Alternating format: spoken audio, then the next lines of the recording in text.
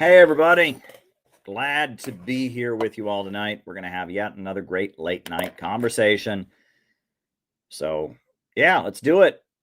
Spoken of the American century.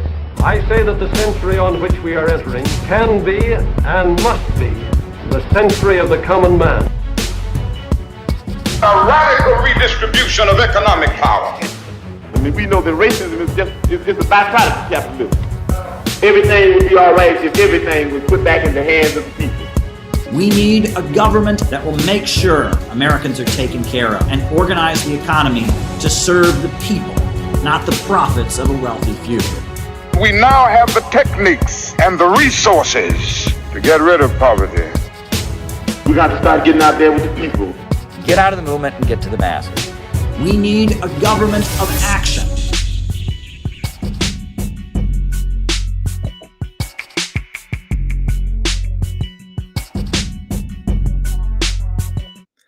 Welcome, everybody. I'm glad to be here with all of you tonight. We're having yet another great late night conversation. It's cool. It's great. Just like we always do. We always have great chats. And I'm happy about it. And I'm glad that you all are here. And we're having good conversations and doing great work. And it's great. Yeah. Just tweeting out, starting now. Usually I do starting soon, but tonight it's starting now because we've already started. But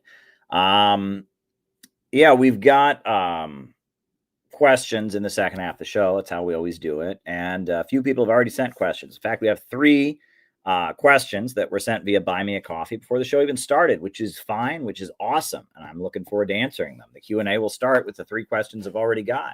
But if you got more questions, send them. By all means, send them.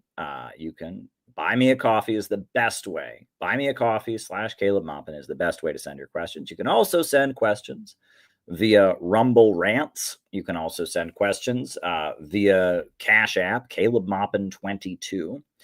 Those are the 3 ways questions are accepted. The best way, the absolute best way to send questions is via Rumble, via Buy Me a Coffee. It's the best way. But anyway, as far as announcements, we are building for our big Center for Political Innovation event coming up on January the 11th, kicking off the new year in New Jersey. It will be at a hotel near the Newark Airport in New Jersey. So please make a point of attending.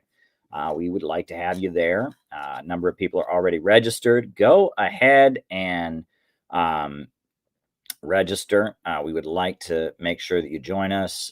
We'd like to know how many people are going to be there because there's going to be a food buffet included, because there's going to be music, and we're going to give everyone who comes a copy of the CPI convention book and all kinds of stuff. It's going to be a real shindig, in the Irish. Is that Irish? It's not really Irish, right? Shindig is not an Irish thing. I think it's more of an Appalachian thing. Well, it's going to be quite a gathering. Let me just put it that way. So hope that you register and attend. Hope you join the Center for Political Innovation because we're always doing great, exciting stuff. And I'm quite excited for everything we've got planned and everything going on around the country. Yeah, and if you got questions for the second half of the show, buy me a coffee. The show follows the standard format, which is opening remarks, roll call, and then I answer your questions for the remainder of the night. So if there's something you would like me to talk about in the second half of our show, send me a question via Buy Me a Coffee. That is the best way to do it. Good stuff. Good stuff. Now, so a lot's happening, and I saw some of it people have asked about. One of the questions that people asked about is about the UN thing, and I'm going to certainly talk about that. I'll be certainly talking about that in the Q&A because people have already asked about it. But as far as the Epstein files, now I'm looking at this Epstein file situation, and I'm seeing this, and I'm going, Now, we love Marjorie Taylor Greene. We absolutely love her. Because she's been the most consistent anti-war voice among Republicans. She has said that Ukraine is not our enemy. She opposed bombing the Houthis. She opposes supporting Israel, says Israel first is not consistent with America first. And we love Marjorie Taylor Greene in a lot of ways. And to see her getting attacked by President Trump is a real bummer. And I don't like that. And I mean, she seems pretty good. Now, I have pointed out that there is some complicated 3D chess happening right now behind the scenes. And it looks like they've been boosting Marjorie Taylor Greene in ways they haven't normally boosted her, because they want to use her against Trump. And so now it seems it was unanimous today in the House of Representatives. Now the Epstein files are going to be released. Except, I don't know if you saw, Pam Bondi, the U.S. Attorney General, will be redacting them. Of course, she'll be redacting any child pornography. That's obvious. That's a no-brainer. She'll be redacting any personal information, but she'll also be redacting things for reasons of national security. And that we've noticed that Trump went from he didn't want to release them, people need to drop the Epstein thing, to now the position of the Trump administration is, oh yeah, we wanted to release everything from the beginning. So that tells me that some kind of deal has been made, and that we're going to get something when the Epstein files comes out. We'll get something, right? There's been enough outrage. They can't just give us nothing. They're going to give us something, but we're not going to get the huge bombshells that we know are in there. I think that's just what we have to realize, that at first they were going to give us nothing, and then there was enough of an outrage. They're not going to give us nothing now. And Trump and his Department of Justice are going to release something. It'll be heavily redacted. And a couple prominent people will need to go down. I mean, that's just how it's going to be. I'm wondering at this point if it'll be the Clintons, because the Clintons don't really serve any purpose for the Democrat Party at this point. Hillary Clinton is not going to be president at this point. They already leaked about all the stuff, during her presidential campaign, how she was addicted to painkillers, how she was having psychotic meltdowns. Hillary Clinton's not going to be president. And Bill's already served 2 terms. He can't be president again. We all knew that Bill, had, certain, how shall we say, tendencies or proclivities anyway.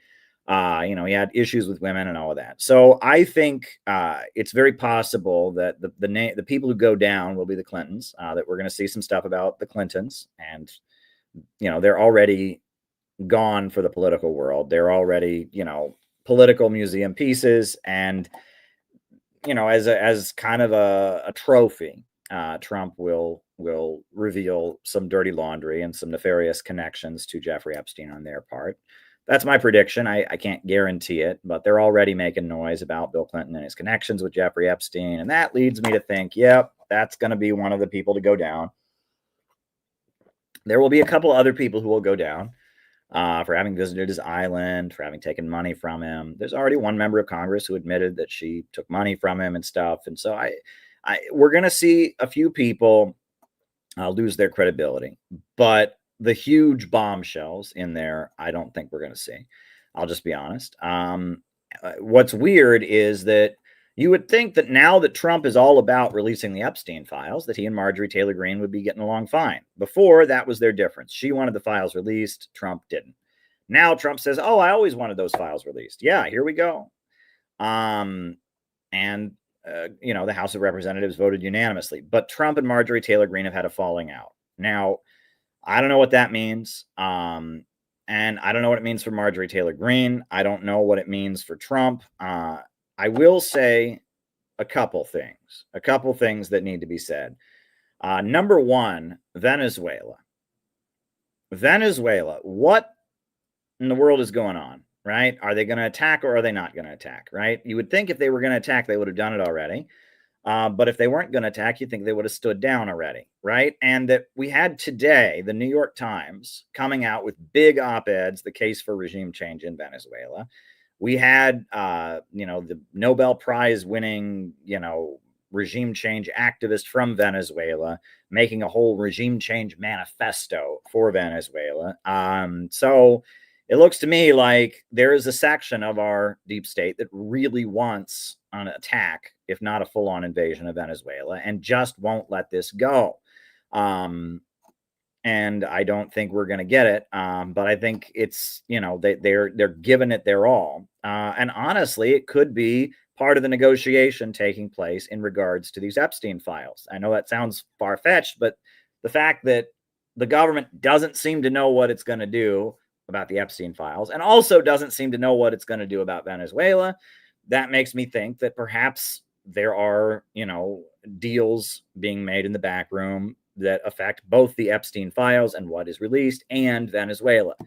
And it's very, very, very odd, to say the least, right? The U.S. government doesn't have a unified agenda. The Trump administration, which is at odds with the Democratic Party and with the bulk of the mainstream media, does not have a unified agenda within its own ranks. The MAGA movement is split. Now, I do want to say this, and I've said this before, but it is so apparently true. Something is not right about the Nick Fuentes stuff. I have never seen anything like this. Nick Fuentes has been a notorious internet racist for the longest time, but he's anti-Israel, right? I mean, he's, takes consistent, quasi-white nationalist positions.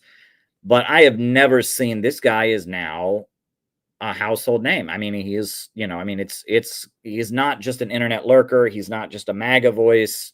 Nick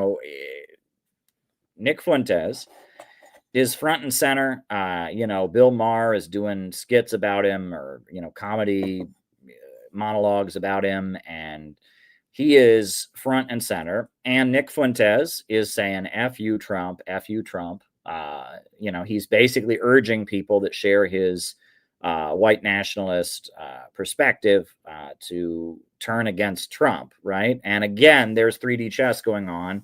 And it looks like Nick Fuentes is getting boosted like crazy right now, potentially by people who want to hurt Trump, but also for other reasons. I have never trusted Nick Fuentes. I have said from the beginning that the way he trains his audience to talk and that sarcastic, rude, teenage boy attitude and way of being that he has, everything about him just looks like an overgrown 15-year-old edgelord who likes offending people. The way he trains his audience to talk, the way he went after Marjorie Taylor Greene at one point, called her Large Marge and was calling her fat.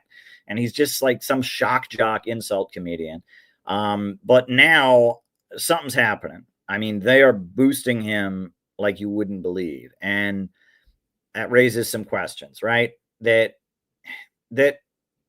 we've seen kind of a pattern of mainstream media the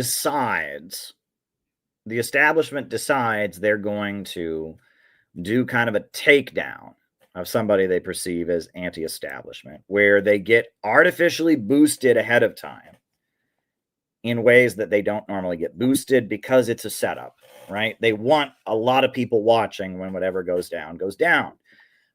In the lead up to the Charlottesville riots, the events there, right? It's the story as old as time. A bunch of white nationalists get together, surrounded by police. They have their racist rally. Antifa's on one side, the police are on the other side, and everyone goes home. Charlottesville was not like that. Charlottesville, they boosted it like crazy. Every white supremacist and a lot of mainstream Trumpers were getting invited, getting, transportation being arranged. And they really wanted to get as many right-wingers to Charlottesville as possible. And every anti-racist in the world was going to this little town in Virginia. And it didn't really make any sense. And in the lead up to it, I'm like, what's this? This is odd, right? And that, and then when they got there, there was no police between them, and there was a scuffle. A woman died, a police helicopter crashed, and it became a stain on the MAGA. Trump said to the press that there were good people on both sides of the argument about the Confederate monument. They took that out of context and said Trump said there were good people on both sides of the fighting, meaning that some of the white supremacists were good, which is not what Trump said. He was talking about obviously the argument about the monument. He wasn't talking about the fighting going on, right? He didn't both sides the riot, but regardless, it became something they used to pound Trump over the head with for his entire first term. And it was a setup. I mean, obviously, it wasn't like the government arranged for that guy to drive his car the way he did, but it looked like there was a big effort on the part of mainstream media outlets to blow up Charlottesville into something that it didn't have to be. It could have just been a minor, left-right protest. And also the lack of police, right? And the lack of police. So it was a situation that was made into something more than it was going to be. I'm not saying the powers that be predicted exactly what was going to happen and knew everything, but it was set up in a way that it was much more of an incident than it could have been. And the same then happened with January 6th. January 6th was a similar event, which is Trump was having a rally. So what, right? He's having a rally. He thinks, the election was stolen. They had to stop the steal rally. But the Capitol doors were left unlocked, and there were people saying, now we got to go into the Capitol. We got to go into the Capitol. And now we know, at first, if you said there were FBI informants involved, they said that was a conspiracy theory. But now they've released the files. There were hundreds of FBI informants involved in making January 6th happen the way it did. There were FBI informants inside the Capitol before the protesters even got there, making sure the doors were open for them. You look at it, again, they didn't choose exactly what was going to happen, right? People did what they did, but Trump said, "I'll meet you at the Capitol" in his speech. And then, people went there and the Capitol just happened to be unlocked, and, people went inside, and the police and the security were kind of taking them around like tourists, but they portrayed it as an attempted coup, like they were trying to seize control of the building, and, and they used it to go after MAGA, to imprison hundreds of MAGA supporters, and they made a whole big thing out of it. And even more recently, the death of Charlie Kirk has raised some questions. That Charlie Kirk was getting a lot more play right before his death. Now, is that why he was killed? Maybe the individual who shot him was a lone wolf, and they just wouldn't have heard of him. But right before Charlie Kirk's death, Charlie Kirk has been around for a long time. He's just been a figure in the Trump universe, going to college campuses, debating leftists, Turning Points USA, etc. But Charlie Kirk, they made a South Park episode about him, and he was getting all this play, and then he got killed in a very public, traumatizing way that then led to, people ask questions, and it seems like before some shit goes down, not shit that's necessarily planned, but shit that is intended to be, I don't know what you would say, before shit that is staged for political purposes. And I shouldn't say stage, because that makes it sound like there's people on the ground telling everyone where to stand, which is not the case. But before something that is kind of arranged for propaganda purposes happens, they blow somebody up, right? They blew up the Charlottesville events. They blew up January 6th and let the doors be open. Charlie Kirk was getting way more attention than he usually got right before his death. And I'm looking at the Nick Fuentes situation, and I'm wondering what happens next here. Because I'm seeing them blow up Nick Fuentes. I'm seeing Fuentes speaking against Trump. I'm seeing Marjorie Taylor Greene also, against Trump and getting promoted by the Democrats. And I'm just wondering when the next shoe drops. And we don't really know how this Epstein thing is going to play out. It's being decided right now. There's negotiations taking place about how this is going to play out. And it's not going to play out based on what just actually happened. I mean, just forget that. That's not going to be the case. It's going to play out based on what has been compromised between the powers that be and the different interests that play here. Some people will go down, and some people will not. The bulk of the establishment will not. Some people will be sacrificed, and have their credibility destroyed because of their ties to Epstein, perhaps trips to his island, whatever, right? That's going to happen. The question is who and what, and how is Trump affected by this? And I have a lot of friends and a lot of people who say, oh, Trump is going down over this. No, I'm not sure of that. We'll see. It's possible. Yes, it is possible that Trump could go down over the Epstein thing, right? And if that happens, I'm not sure that that's necessarily a good thing. I mean, as disappointing as Trump has been, is he going to be replaced by somebody who wants to end the war in Ukraine, or is at least going to try? Is he going to be replaced with somebody who's any better in any way? I don't know, right? I mean, Trump has been a huge disappointment, bombing Iran. He hasn't signed that deal with Russia yet. He's been targeting the free speech of pro-Palestine students, even though he said he was going to protect free speech. But I'm not, just because we're mad at Trump does not mean that if they oust him over the Epstein thing, that they'll replace him with somebody better. It's possible. It's possible, but not necessarily. Is J.D. Vance better than Trump? I view J.D. Vance as a bit more manufactured than Trump. The Democratic Party is just, at this point, the party of the establishment. So I'm watching all of this, and something's going to happen. Information is going to be revealed, and we'll just have to see. But don't jump the gun. And that's what I really urge people to do. Social media, everybody feels like they want to be the first one to say it. They want to be the first ones ahead.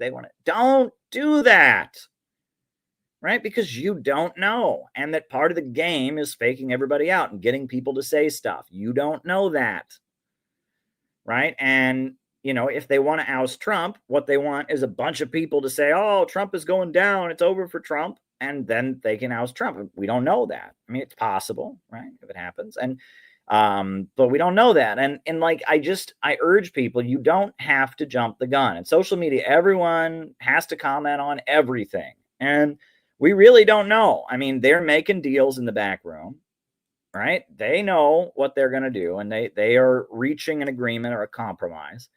But does that compromise involve Trump being driven out of office? I don't think so. The fact that Trump is at this point saying with the Epstein files that, oh, yeah, he wants them released now. Oh, he wanted them from the beginning.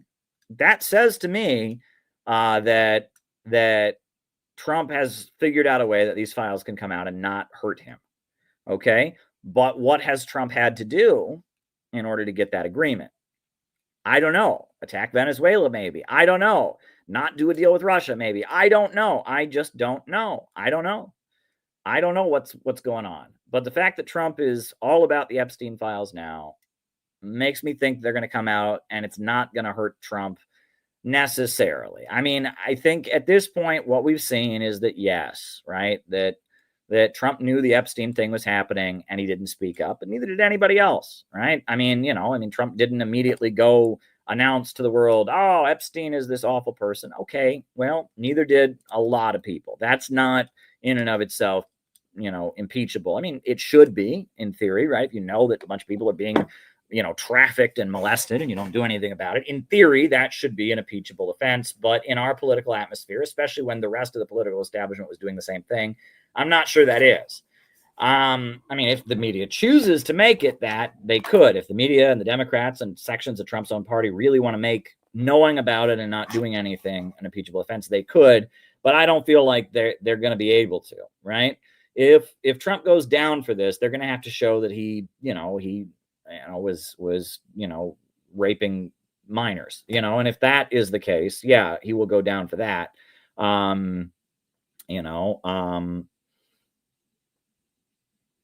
So I don't know.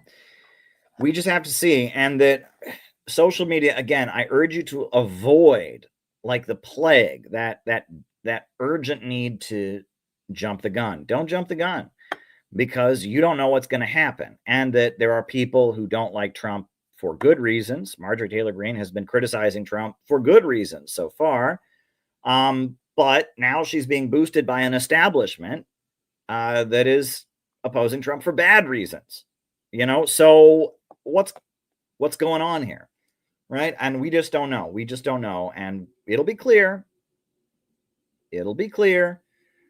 We will know soon enough. But again, if we jump the gun, we'll be playing games. And that's what they want us to do. It's all a game of getting everyone on social media to say things.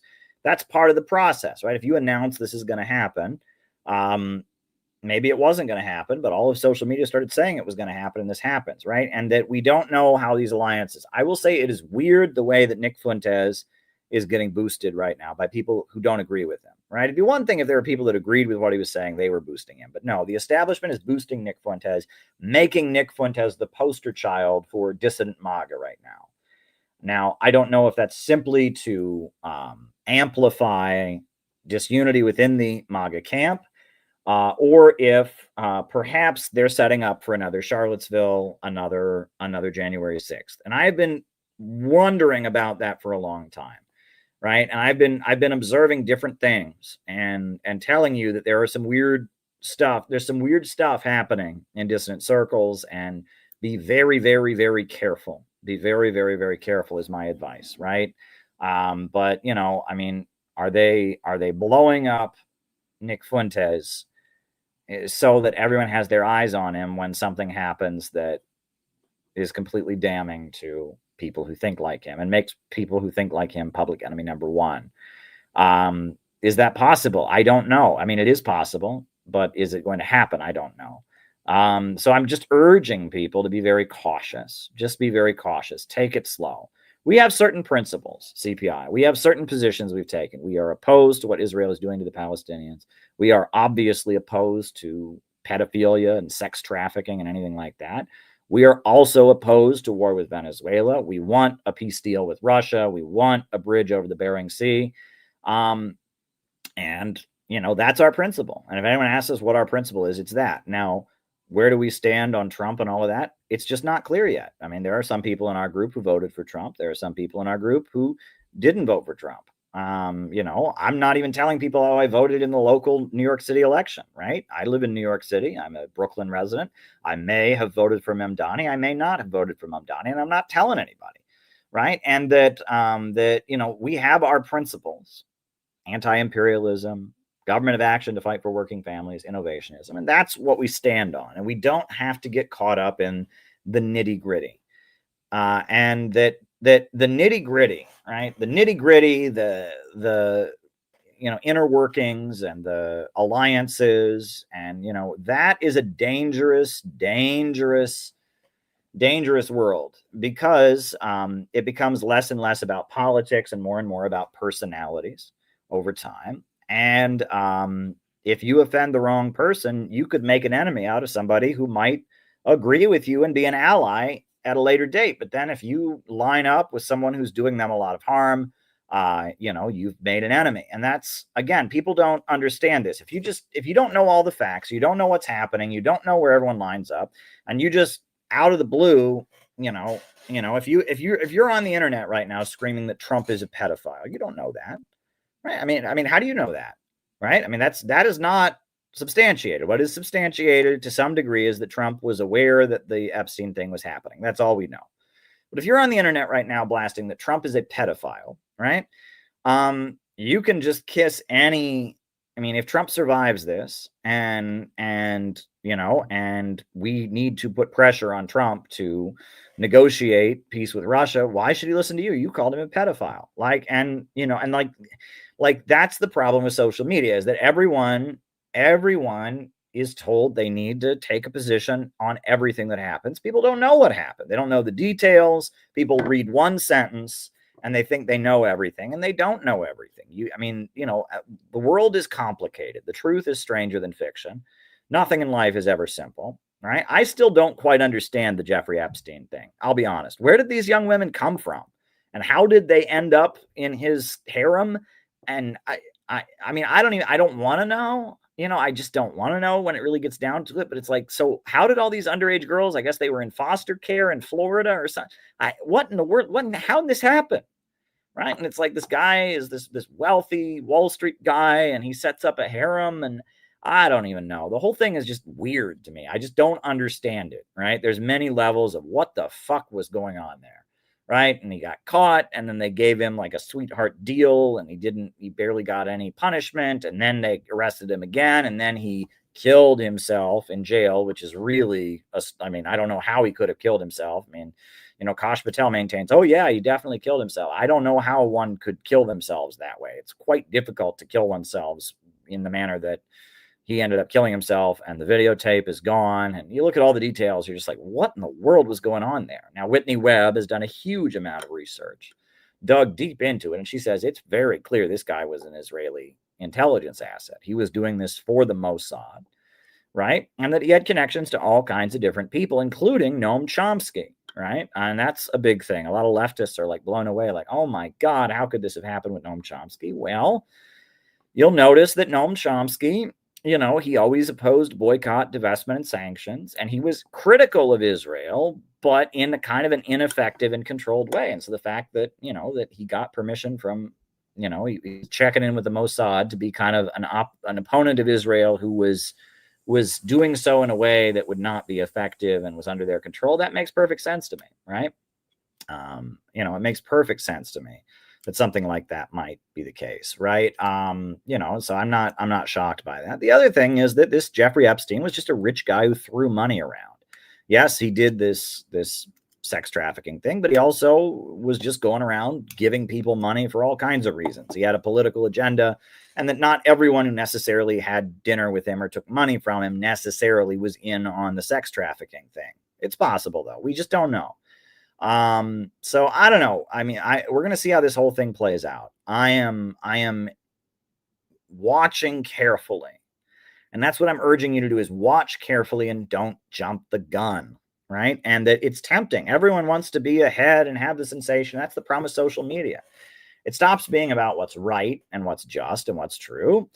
And it just becomes a matter of wanting to get the most likes and shares and say the most sensational thing. That's not a good thing to do. Often to do the right thing requires patience. It requires objectively looking at the facts and saying, what's going on here, right? We can agree something very, very evil was happening here. I think the idea that it was tied to Mossad and Israeli intelligence makes perfect sense to me. I think a lot of leading political people were involved in it. And I think we're not going to get the whole truth. They're going to release something that will be very, very, very heavily redacted is what I expect. We're going to get a very heavily redacted report that will bring down a couple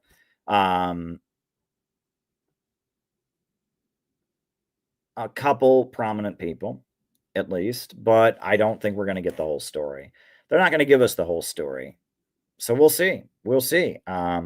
Certainly heroic. And it's a good thing that this issue, that the public has rallied enough that they won't let this go. And it shows that if there weren't people continuously talking about this online, if there weren't people just getting very fired up about it, if you didn't have Marjorie Taylor Greene and Thomas Massie doing what they're doing, there'd not even be any talk of releasing what's there now, right? This is only coming out because of public outrage, and that's good. That's good. So we can be proud of that. We just got to see what happens next. Just got to see what happens next. That's my position. Venezuela, again, we got to see what happens next, right? I see people who support Venezuela say, oh, they're about to go in and invade. Why are you saying that? If you support Venezuela, they haven't done it yet. So if they haven't done it, why are you like predicting something that we really don't want to happen is going to happen and just saying, oh, it's over? Like, why would you act that way? And I see that a lot of social media, I look at stuff people do and I just say, why are you doing that? Like, why in the world are you working against your own interests? Why are you announcing to the world that something you don't want to happen is about to happen, so that so afterwards when it happens, you can be like, oh, see, I told you. Well, so what? I mean, please, let's try to change the world. Let's not just focus on trying to be right on the internet. Okay. Like, that's my advice, right? Instead of just trying to be right on the internet, maybe we try and get the world to a better place where good things happen. Now, this Machado, what's her name? The oppositionist, Maria Machado, right? She has her like manifesto for Venezuela, that has been out today on the New York Times and all these things, her regime change call. And we're going to watch and react to it. We're going to watch and react to it here on the stream. If I can just download the video properly here. I think, we definitely are going to have something to say about it. It's not that long. It's about 2 minutes long. This is her freedom manifesto for Venezuela. Cringe as hell. But here we go. This is the Invade My Country manifesto from Machado. Here we go.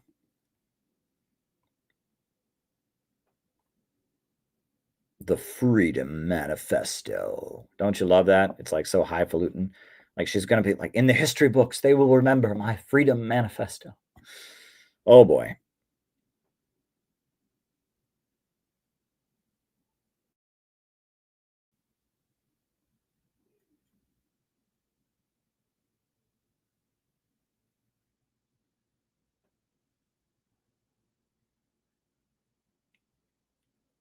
So deep, so deep.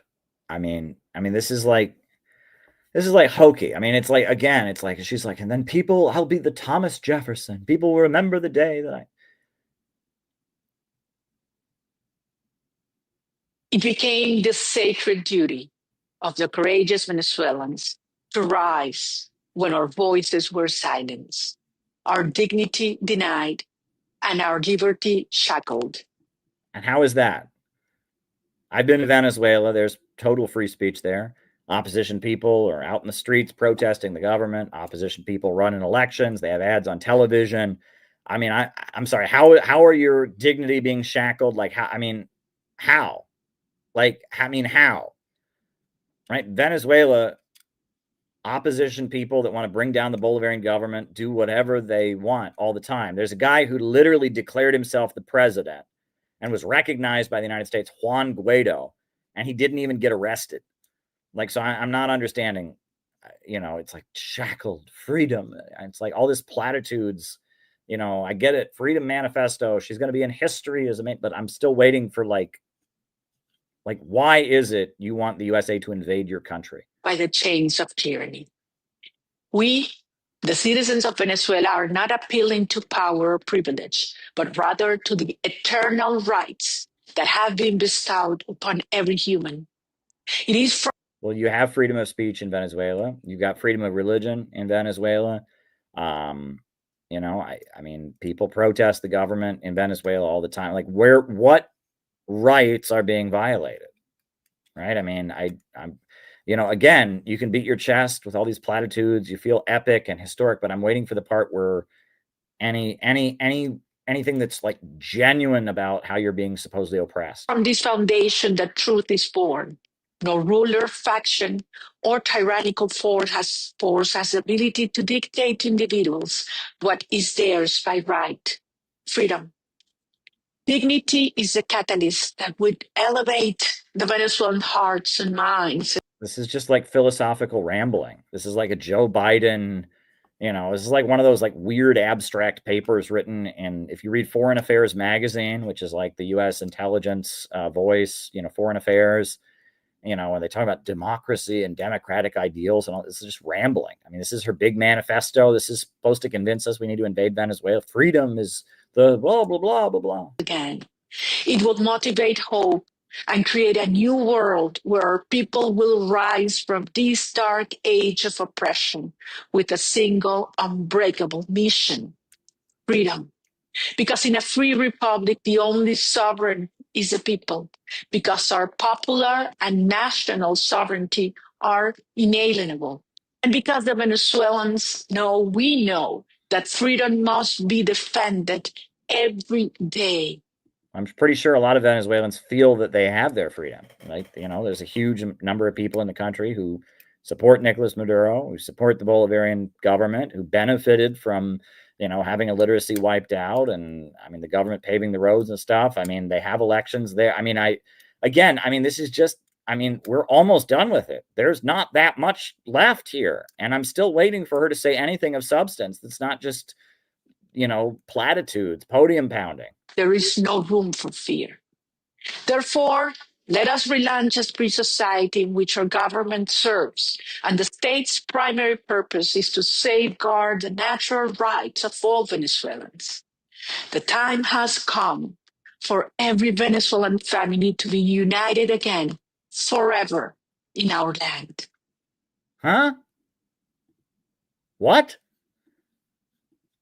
All right. That was, all right, there we go. I mean, that's There we go. That's her freedom manifesto there, right? I mean, I don't know how you like she didn't say anything of substance. It was just this like liberal freedom, I don't get it. I really do not get it. I guess she thinks now that she won the Nobel Peace Prize that she's, this epic. I mean, yeah, more freedom. I don't even know what that was about. Like, I mean, I could see Nicolas Maduro would probably agree with a lot of everything she just said there, and it's just vague freedom platitudes. So I don't know. I mean, did anything you saw there convince you that we should now go to war, overthrow the Venezuelan government, cast another country in South America into chaos and instability? I didn't hear anything there that would lead one to that conclusion. I just did not hear anything remotely persuasive there in the Freedom Manifesto, right? That was, I mean, yeah, that was pretty wild. But it certainly thought it was epic. I mean, maybe she's watching it with her like underlings right now, and they're all like, "Wow, you are going to be remembered in history. That was amazing." And I mean, and it just gets hilarious because it's like, so right now, I mean, that whole thing is about like supposedly people in Venezuela where they have elections, they have a constitution, they have community assemblies, they got all these democratic things. Supposedly they don't have freedom, so we got to invade. Meanwhile, who is at the White House with Trump today, all day? The president of the king of Saudi Arabia. Saudi Arabia is an absolute monarchy, and Donald Trump was there with the king and buddy. Oh, we love Saudi Arabia. They still cut people's heads off in Saudi Arabia. Do you know that they actually have beheadings in Saudi Arabia where they cut people's heads off? So but Saudi Arabia is fine. Venezuela is not. I don't know. I mean, do they have free speech in Saudi Arabia? No. They torture people, they execute people, people get the death penalty in Saudi Arabia for crimes like sorcery, crimes like insulting the king. So I just, so we're supposed to, based on like some platitudes, Saudi Arabia is okay, but Venezuela is not. I mean, that's the American foreign policy thing. I mean, I guess Saudi Arabia gives its oil to the globalist bankers. Venezuela does not. It sells its oil in competition with the globalist bankers and uses the profits to build up its own people. That's the issue. So I look at that and I'm just like, okay, okie dokie there. While we're at it, I want to just commend everybody. Our community is doing great right now. We really are. I mean, as we get ready for our big event coming up in January, a lot is happening. And, I have done a lot of big interviews and conversations lately. I was on Academic Agent last week, and I was on Do Dissidents recently. And a lot is happening, and we're building for a very, very exciting 2026. We've had a great year, I will say. My end of the year report will be out in December, and I'll go over all that we did this year. We had a convention, we had the 7-day program, we did some amazing stuff, and we're going to kick off the new year in January. It's going to be absolutely epic. We have done so much this year, and our organization is marching ahead. People are hungry for the message, right? I've sold hundreds of copies of this Trotsky book. I've sold hundreds of copies of other writings that I've got. We are at the center of attention. We're the real deal, right? People know who the frauds are. People know who the phonies are. People can see that it's kind of a slow and steady wins the race kind of situation. We are the real deal, and we're doing it for real, and we get real shit done, and we're doing real work, and we're nice people, and we're not, a troll farm, and we're not harassing people on the internet, and we're just a real group of people who believe in anti-imperialism and want to do anti-imperialism, and that's what we are, and people see that. And again, the internet may advertise other people and promote other people, but at the end of the day, it's not hard to tell that we're real and we're out there doing real stuff, and others are not, right? It's pretty obvious. And so we're moving ahead. We're getting more attention, and that's how it goes. Now, shout out. So Do Dissidents, great podcast. They loved my book on Kamala Harris. They loved my book on Trotsky and other things. So, this is just a classic example of like kind of what I was talking about last night, which is like, what's wrong with the internet, right? And it's like, I don't think this is a government conspiracy or anything. I'll tell you what I think about this afterwards, right? I'll tell you what I think about this afterwards. But this is just kind of classic. This is just, somebody on Due Dissidence, somebody in Due Dissidence, they decided to send a message about me on there, and just watch this. All right. YepX, multi-part message. DD in chat. Never trust or support reformist Trotskyists. This includes but is not limited to DSA, PSL. Read the book, Trotsky's Lies by Grover Furr. Speaking of frauds, Caleb, who you invited on, is a liar, guilty of abuse. Okay, blah, blah, blah. I'm not going to show that because people could look that up. We choose not to cancel Caleb Maupin, but thank you. The government really cares about protecting innocent people, innocent fishermen, for example. Yeah. YepX, to be blunt, real leftists don't support reformist Trotskyist individuals or organizations. Well, Caleb is not a Trotskyist. I think the point of his book is the Trotskyists kind of an attack on the Trotskyists. Yeah. We had Trotskyists write us about that too. Military terroristic empire, mRNAs, the delusional TQIA plus cult, and that of Israel, Ukraine. 3 out of 5. A couple of people who are well disciplined in communism, Marxism, Leninism, are the Marx Engels Lenin Institute and the Class Consciousness Project. For the TQIA plus subject, check out Morbid Symptoms. Lastly, a request. Please respond to emails more. Hire someone if you need to. Well, that would be bad business. I mean, I could respond to you now. Thank you for those comments. Thank you. Like, that's what I have to say. I appreciate the comment. Like, what? Argue with you about Caleb Maupin? Yeah, that's what I have time to do. I have time to go back and forth in email chains with hundreds of people who didn't like a guest that we put on the show. Yeah. No, I have a lot of time for that. Yeah. And a lot of money to pay someone to do it for me. That's what we should post that on Indeed. Looking for people to argue with with aggrieved listeners about episodes they don't like. Yeah, if we did hire somebody to do that, you'd get an answer from them. Yeah. Like it's not like we don't have time to I would say I get around usually to reading the emails. We just don't have time to answer all of them. Yeah. And particularly when we get those kinds of grievances, we really don't have time for them. Yeah, I mean, look, what are we going to do? Go back? We have tens of thousands of people who listen to some of these shows. We're going to go back and forth about what they don't like. If you feel that strongly, start a show, man. Start a show. Go express what you think on your own show. I mean, it's fine. You have a right to not. I mean, that's fine. My response would be thank you for your feedback. But we're not going to go back and forth for a week. I'm not going to argue with you about. I mean, especially. I'm sorry, man. Like we've talked about this before. There's a sectarianism under the communist umbrella, broadly defined, that is very cultish. It's like Scientologists. It's oh, you know what? If you read the thing that I am telling you you should read and 100% agree with, then you would 100% agree with me. Right. Okay. Right. What does that mean? All right. Vienticus Prime says everything's a scam, everything's a lie, everything's hypocrisy, and so that.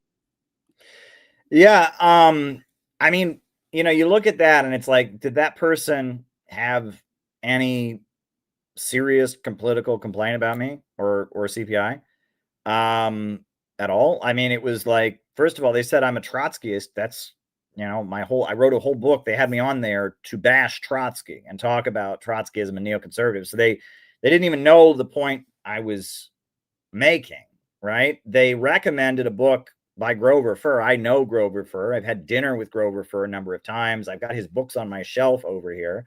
So it's like, read this book. Don't read that person. Some stupid personal gossip that's silly. And that's it. And it's like, and then listen to this other channel that I like. And it's like, you hear that and you're just like, what? Right. And I don't think this comes from the government. I don't think this comes from any conspiracy. I think this comes from like some very, very immature person who's like mad that somebody gave attention to me and not their favorite social media person, right? It's like this, it's like, no, be on my team, not on their team. And it's like, what if I say things that your team also agrees with, right? If I say things that your team also agrees with, that could help your team.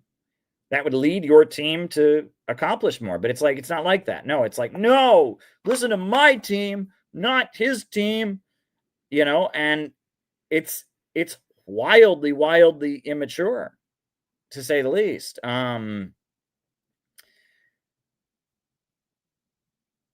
It's wildly immature. Hold on. It's wildly immature. And it's like, it doesn't make sense. It's like, why would,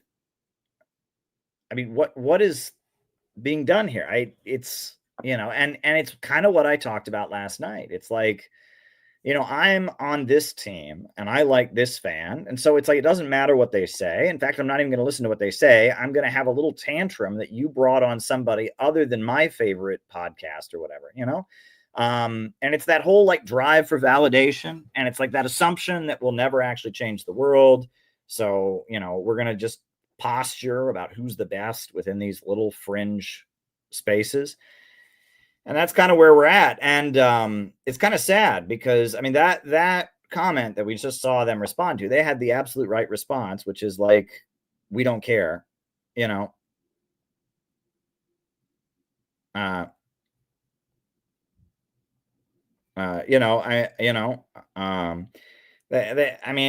it's just like, I see comments like that, it's like somebody watches me talk. They most likely agree with me. But they, it's like, don't talk to him, talk to this other person. Like, how is that productive? Right? It's like, if you disagree with something I'm saying, that's fine. If you think that I'm saying something incorrect, that's fine. But it's like, no, I agree with everything he said, but don't talk to him, talk to my favorite person. And it's just like,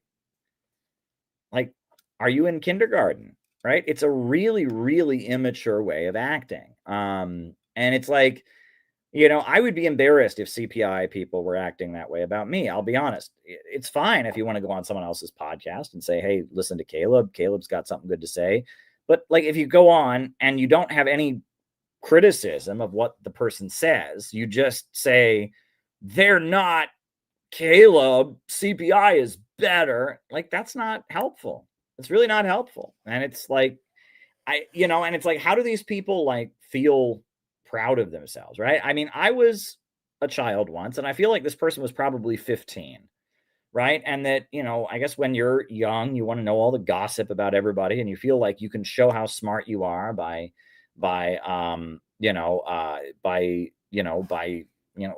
rattling off that the gossip or whatever. But it's just like, are you interested? I could be the worst person in the world and still say true things. Did you know that?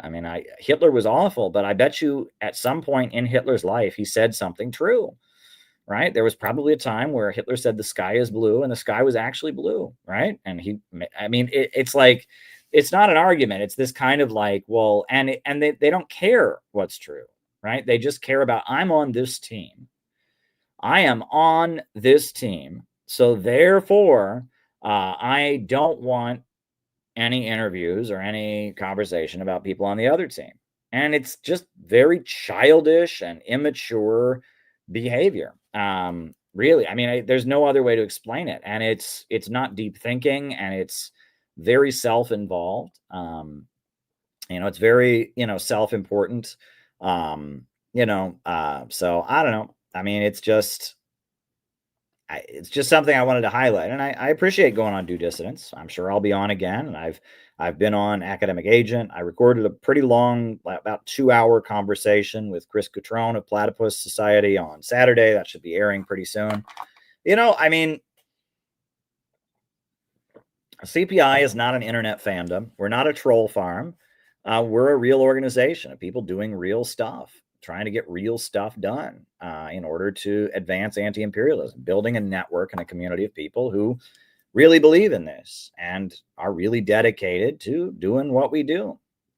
building an anti-imperialist network of people to carry out real operations to get real stuff done.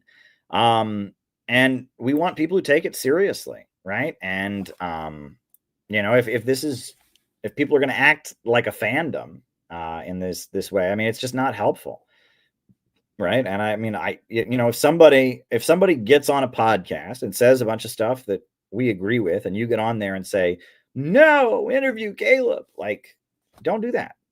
Right? Like, I don't want that kind of support, right? If someone gets on a podcast, says stuff we disagree with, say, well, there's another perspective on it. Check out what Caleb had to say. Fine. Or I really liked what this person had to say. Another guy who says similar things is Caleb. That works.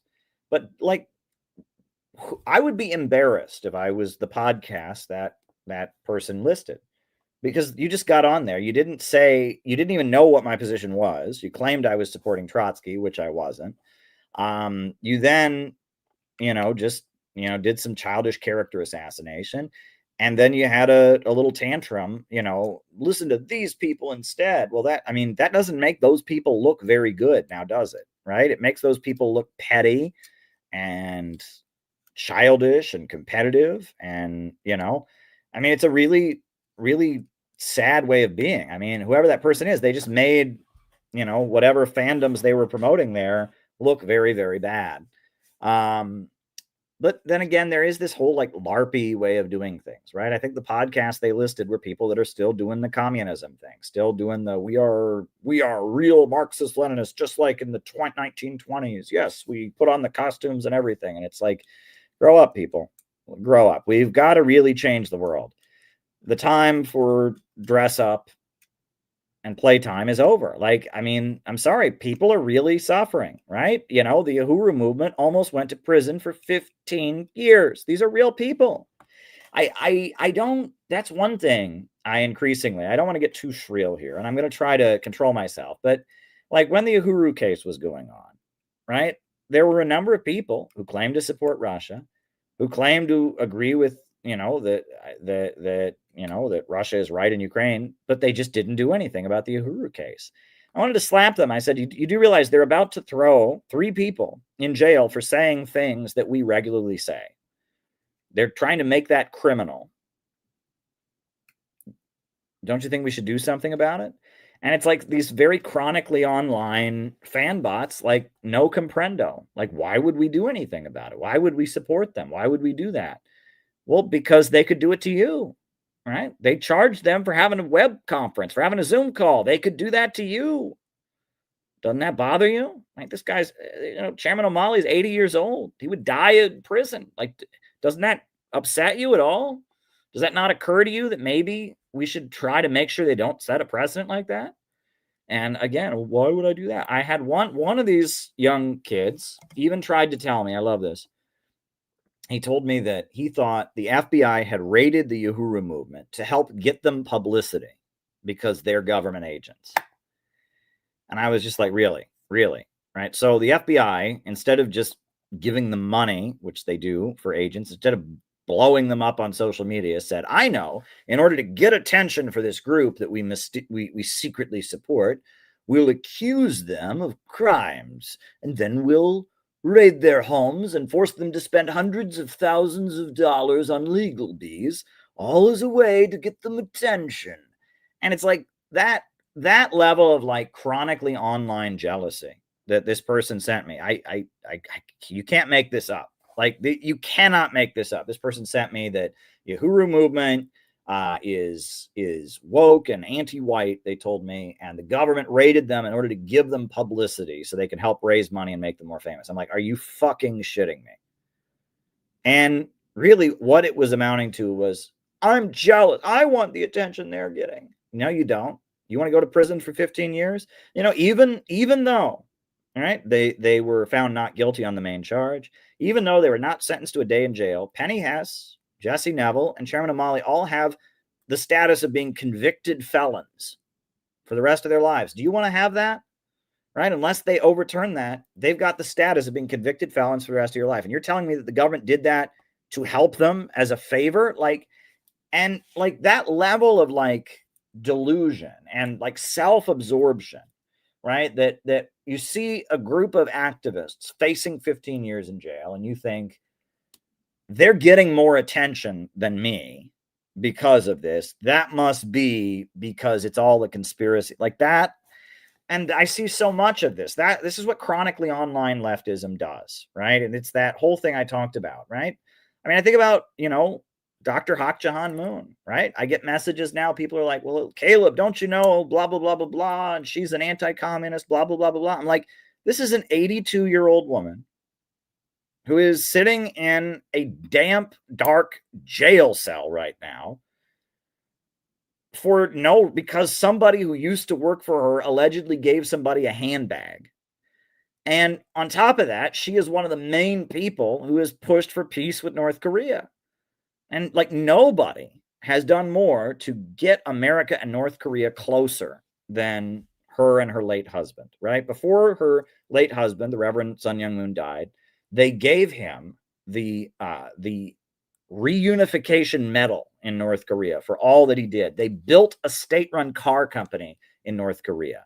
Like, I mean, they have done so much to work in the interests of peace between the United States and North Korea, right? Even though the North Korean government tortured Reverend Moon when he was a young man. He was a young pastor in North Korea, and apparently it was other Christians who turned him in. He was building his church, and other Christians didn't like him, and so they turned him into the North Korean officials, and he was in prison. He was tortured, and he escaped during the Korean War, and he was able to go forgive Kim Il-sung and then become the main advocate of better improved relations between North and South Korea and between America and North Korea. In fact, the only interview Kim Il-sung has ever given to an American newspaper was to the Washington Times, to Reverend Moon's newspaper in the 1990s. They have played a tremendous role in helping a country that has been under attack for decades, North Korea.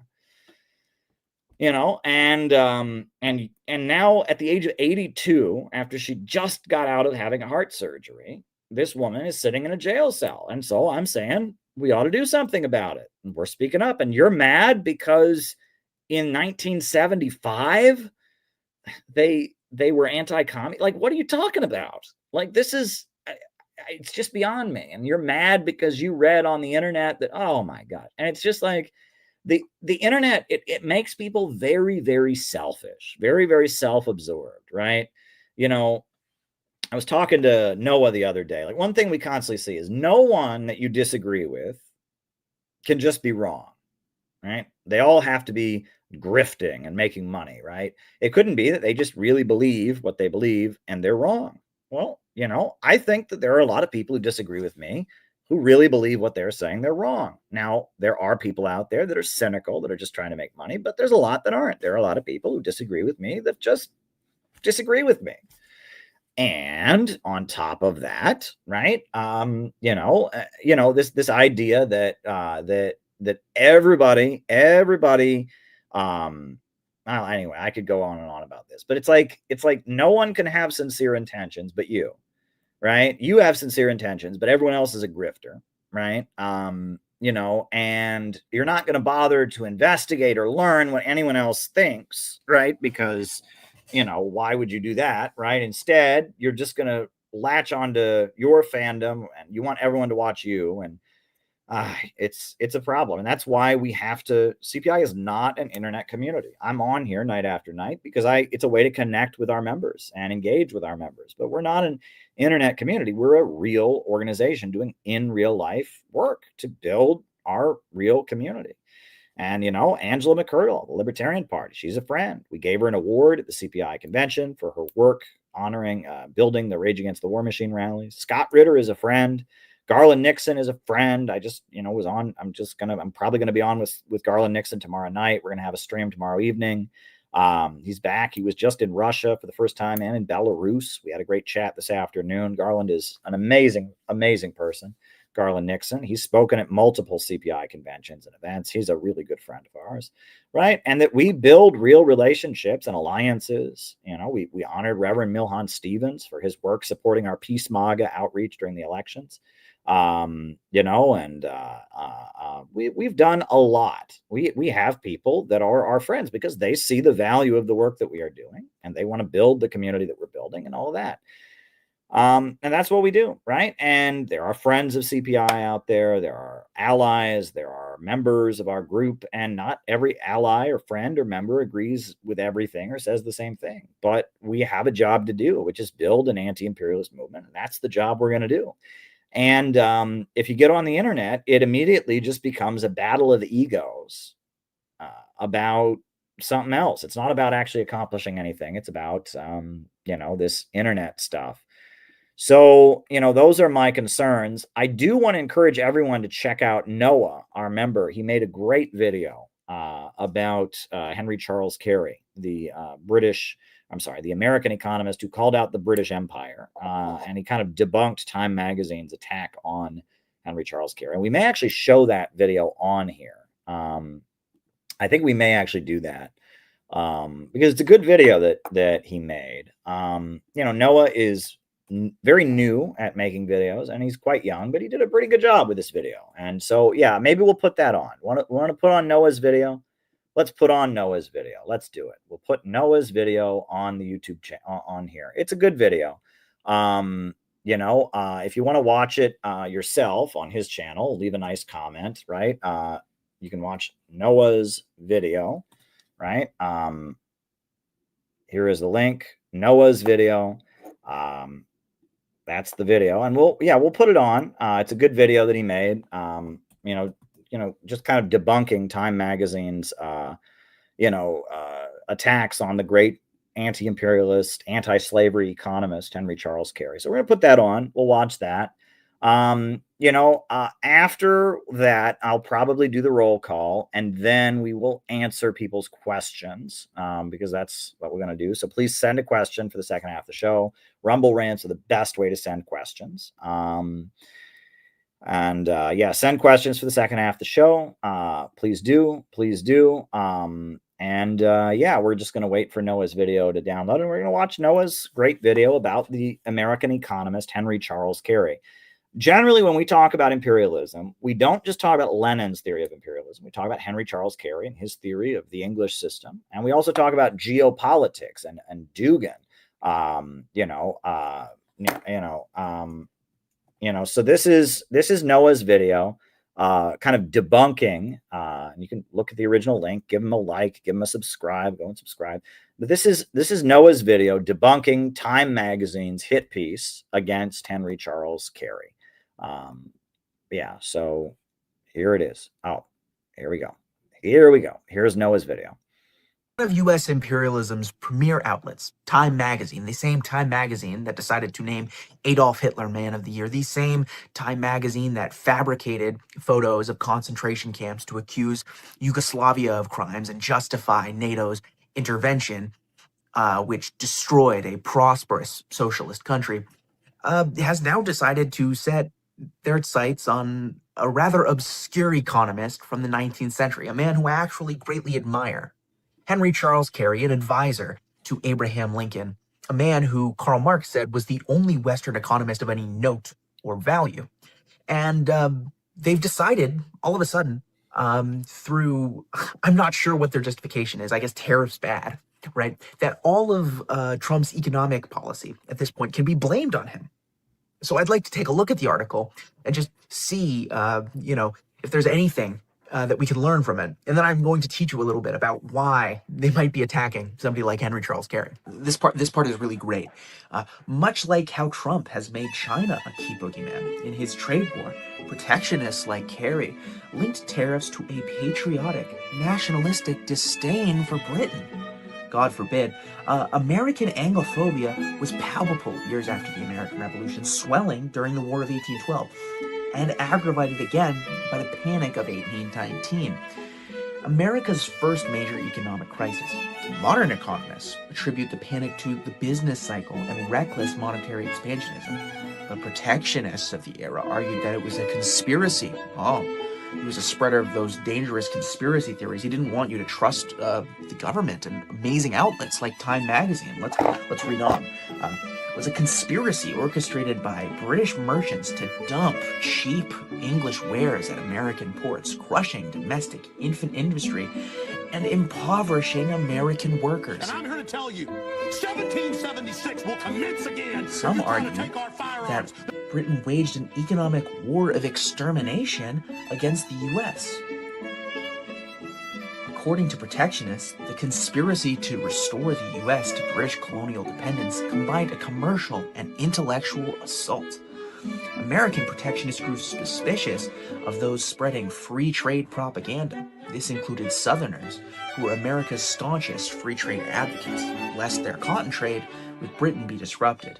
The sharpest attacks, however, were leveled against Adam Smith, a Scottish economist who became the perfect straw man for early American protectionists.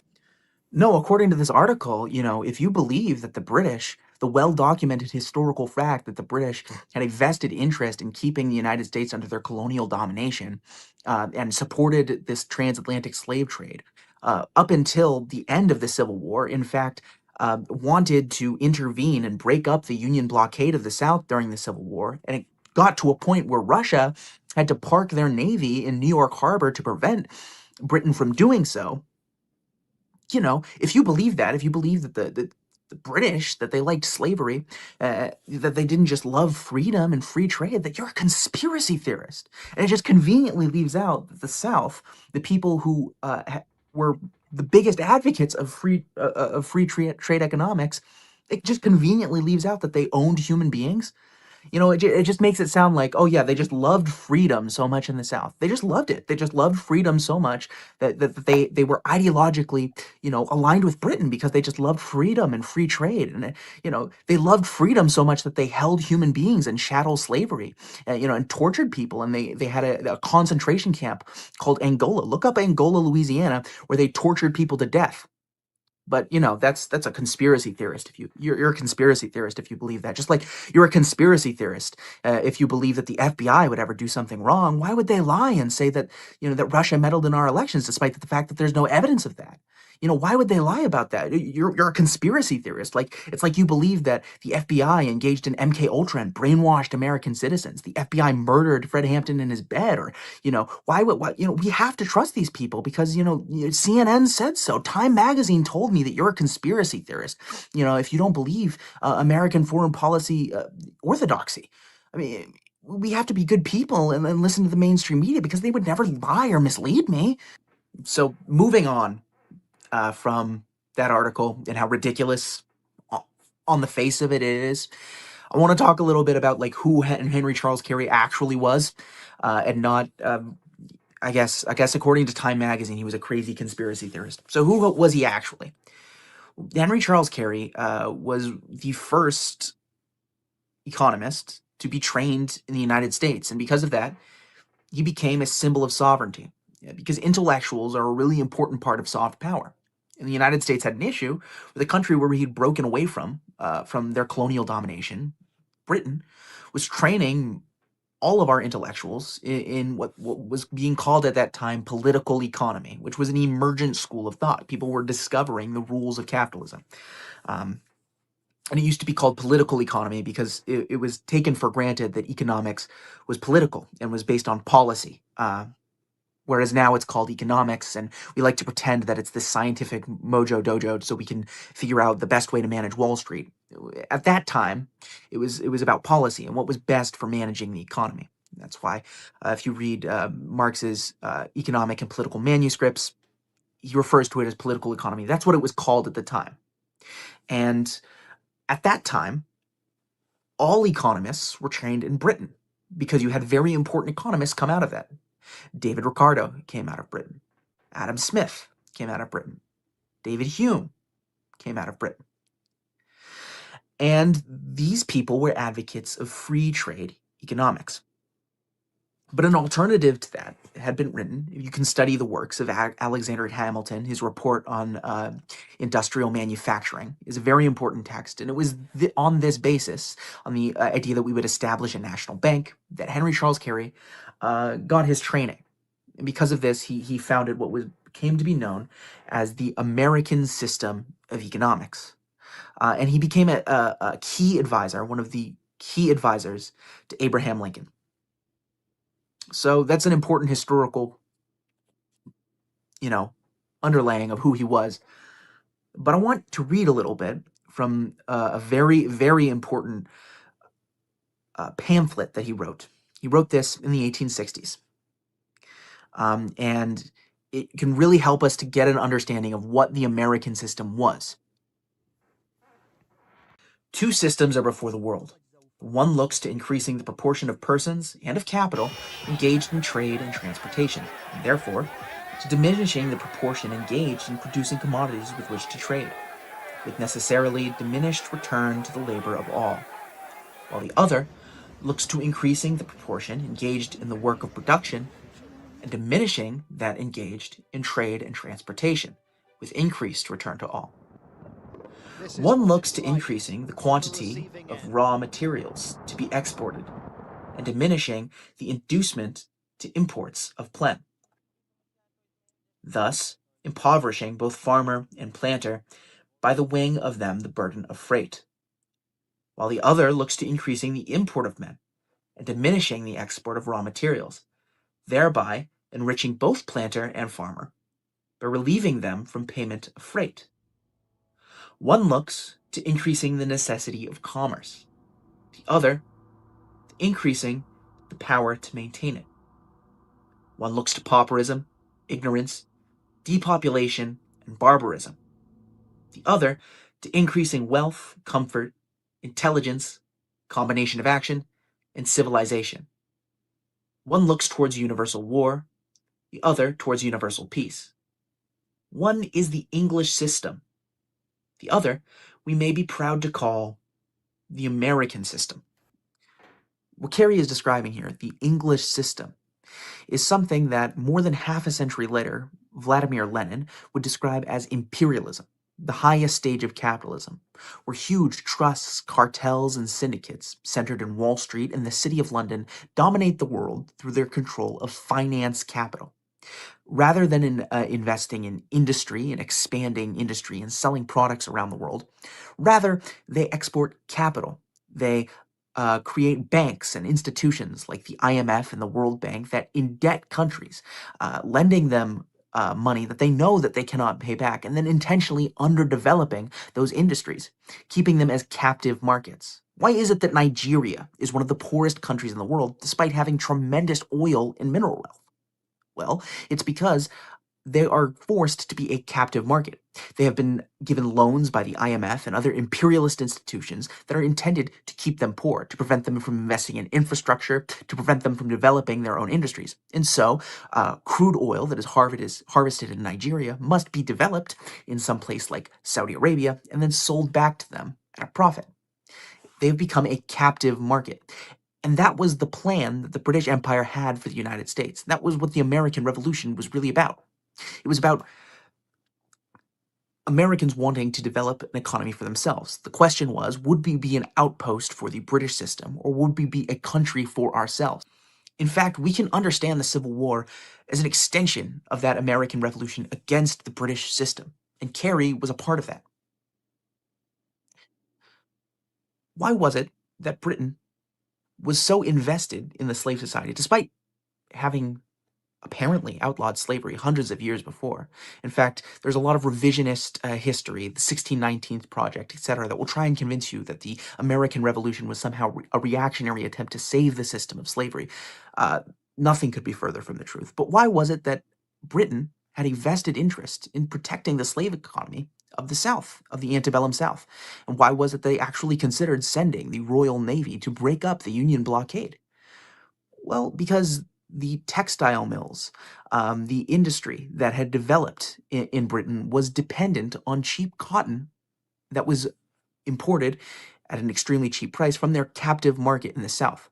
Because half of the United States had been forced to be an agrarian market by a reactionary class that was aligned intellectually and monetarily with the British Empire, our former colonial dominator. And there are many people that will try and convince you that somehow the British Empire was this amazing thing. They won't tell you about the artificial famines created in Bengal. They won't tell you about, or in Ireland. They won't tell you about how China still refers to their colonial domination by the British as a century of humiliation. In fact, they had signs in Shanghai and in Hong Kong that said, "No dogs, no Chinese." The British Empire was one of the most evil institutions to ever exist. And Henry Charles Carey wanted to break us free from that system because Wall Street got its start insuring slave ships and was increasingly tied in with the banking economy that was created in the City of London.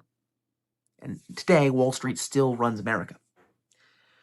Henry Carey spent his entire political life advocating an independent America and a kind of multipolarity. He wanted us to pivot away from the British economy and grow with the world.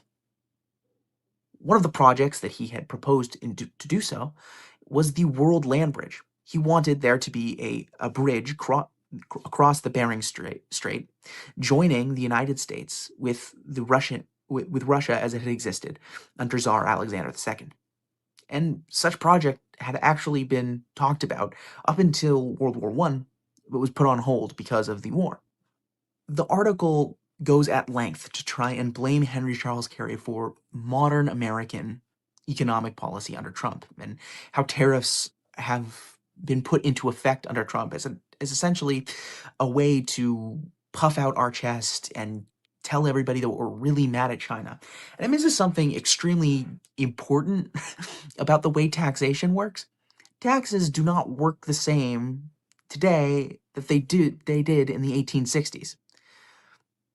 See, Henry Charles Carey saw tariffs as a way to get revenue, because in that time you actually had to have taxes to pay for things.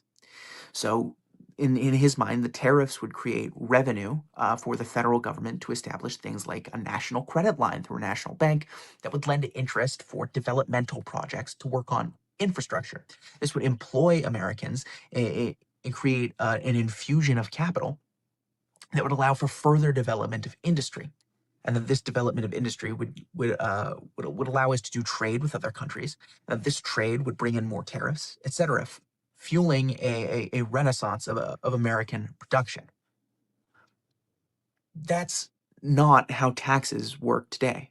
In fact, I remember I used to work a federal job, and I would often hear people complain, well, my taxes pay for this and that. And that's a very common talking point. People complain about what their taxes pay for. But the reality of the situation is, if you're an American citizen, your taxes don't pay for anything. Your taxes go to pay banks back for debt that the United States owes. Because the United States operates on what is called a fiat currency, a currency that is not backed up by any material commodity in the real world. We operate on the assumption that we are the world reserve currency because everybody has to buy oil using US dollars. And so what the US government does through the Federal Reserve is we print money into existence to pay for government expenditures and to allow for the circulation of capital, and then we tax it out of existence. That's why the United States is one of the only countries in the world where, in spite of the fact that if you were to, for example, live in another country, get paid by a company in that country, if you want to maintain your US citizen, you must pay taxes anywhere in the world. And that's about pulling money out of circulation as a way to prevent inflation, because we are constantly printing money in order to pay for things. So how can we be expected to make sense of Trump's tariffs in the context of the global economy? Well, anybody who has lived in the United States or even heard about the United States since 2020 will tell you we've been experiencing record inflation. Go and try and buy some food right now. It's like anytime you leave the house, you have to spend $100. And why is that inflation happening? Well, a currency's value is not something that is taken out of the sky. A currency's value is an equation of the amount of that currency in circulation relative to the commodities that it is able to buy. And we talked about earlier about how the United States is an imperialist country, and it's beholden to huge banks, cartels, and syndicates. And these are monopolies. Monopolies have a vested interest in removing competition from the market. It's part of why they intentionally underdevelop countries. One, it allows them to be a captive market that we can sell our goods to, and on the other hand, it prevents them from competing with our own companies. And that's why many of these wars are started to take competitors off the market. And so with the beginning of Russia's special military operation in 2022, American oil companies saw this as a tremendous opportunity to take ginormous Russian gas companies off the market. And with the imposition of all of these sanctions on Russia, and a massive war happening, this took millions and millions and millions of dollars worth of oil off of the market, which increased the price of oil, which was good for big oil companies, and it was bad for Americans. Because on the one hand, oil is a commodity that powers all of our major industry. It allows goods to be delivered to us. It allows for exports. But on the other hand, the petrodollar has existed since 1978 with the deal that was made between Riyadh and Washington, where Saudi Arabia, one of the largest oil-producing countries in the world, would exclusively sell money using US dollars. And so every country has to have US dollars on reserve in order to buy oil. So in large part, the US dollar gets its value from oil being used on the market. And so when you remove all of that oil from the market, and the United States continues to print money, well, the amount of commodities in circulation has gone down, and the amount of money on the market has gone up, which produces tremendous inflation. And as we said, taxes are a way to remove money from circulation. And so we can see these tariffs as a way the Trump administration sees as an opportunity to, quote, reverse inflation. And this is actually a big part of fascist economics. You can read R. Palm Dutt's Fascism and Social Revolution, and he talks a lot about the economics of fascism. If you ask a lot of people what fascism is, a lot of people will tell you, oh, it's anything I don't like. Others will be like, oh, well, it's when you're racist, or it's when you're vaguely conservative anyway. That's not the definition of fascism. Fascism is fundamentally about Malthusian economics, which is named after the British economist Robert Thomas Malthus. And Robert Thomas Malthus was a man who was debunked by Karl Marx in his pamphlet Theories of Surplus Value. And he was a man who advocated for the idea of overpopulation. It was his idea that there were too many people in the world. And that's what was causing all of the crises of global capitalism. And that we simply drive the human population down to a sustainable level by engaging in genocidal policies, that things will just get better. Now, there's another school of neo-Malthusianism that has been popular, especially in the Democratic Party, since the 1970s. But fascism is in large part an outgrowth of Malthusian economics. Weimar Germany and many other countries in the world, the Great Depression was happening at that time. The capitalist economy had collapsed in 1929, and they were looking for some reason to restart their economy. There was a massive crisis of overproduction. The market had been flooded with all of these goods, and there was all of this worthless money. People were not being paid enough to buy back their products, and so the market crashed. And they had to look for some way to restart the economy without giving the people power back. And so they implemented Malthusian economics, degrowth. They started a giant war, invested a lot of money into military, and put a lot of the population in forced labor concentration camps, providing free slave labor to these corporations in order to get them to continue making profits. And so the idea is, if we remove all of this money from circulation, one, by increasing a whole bunch of taxes, but two, by decreasing the amount of commodities in circulation, because supply and demand drive each other. And so if there's less supply on the market because people can't afford to buy them, there's less demand, then of course that will drive down the number of commodities, which will help with inflation. So it's a way to fix the numeric value of inflation without actually fixing the problem with inflation, which is that it negatively affects the lives of Americans. At the end of the day, what we should be asking is not, do tariffs work? Because that's a stupid question. It's like asking, does healthcare work? Does any policy in the abstract work? What we need to be asking is, do we have a government that is concerned with the interests of the American people? And that's something that this article by Time Magazine was really trying to distract us from, because Henry Charles Carey was a profoundly pro-human, pro-growth economist who was an advocate for the American people to develop themselves and find a spirit of humanity and cooperation with the rest of the world, and comparing that in the abstract to the imperialist policies of Donald Trump, who's trying to drive down American living standards in an attempt to fix the system of global imperialism, is patently ridiculous. But it works because, they both advocate tariffs. We need a government that is concerned for American citizens. We need a government of action that fights for working families. In large part, the reason that Malthusian British Empire outlets like the Time magazine are so concerned with fighting Trump is because they see him as not controlled enough. And they are terrified of a Lincoln coming to power and hiring intellectuals like Henry Charles Carey who care about the American people. And that's what we really, really desperately need at this point. We need millions of Henry Charles Careys all around the country, advocating for America to join with the BRICS economy, to join with the people of the world against U.S. imperialism, to end the rule of the banks and corporations that dominate our lives and keep us poor. That is what we need desperately. We need a government of action that fights for working families.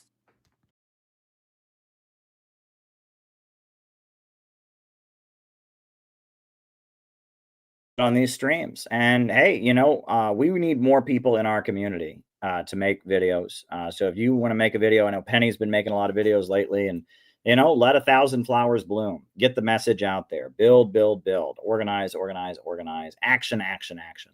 All right, folks, let's do the roll call, and I'll call you all out as I see you. And then from there, we'll commence with answering people's questions. So names and locations. I will call you all out as I see you. Who is with us tonight? Names and locations. We got Brooklyn in the house, says, great job, Noah. Very, very good. That's Phil. Ryan in Kansas City. Kansas City, here I come. They got some crazy little women there. Anyway, is that a song people sing? Or I don't know. Whatever. It's an old song. Jim in Miami, St. David's in Bermuda, Alex in Brazil, Jacob in Pensacola. Good to have you with us. Good to have you all with us tonight. Names and locations. Who is with us tonight? Jacob in Pensacola. Names and locations. Who is with us? Rise from Adelaide, Australia. Liverpool. Lee Arjen from Liverpool. Kingfish, Huey Long from the South. I love Huey Long. John McCarthy in Chicago.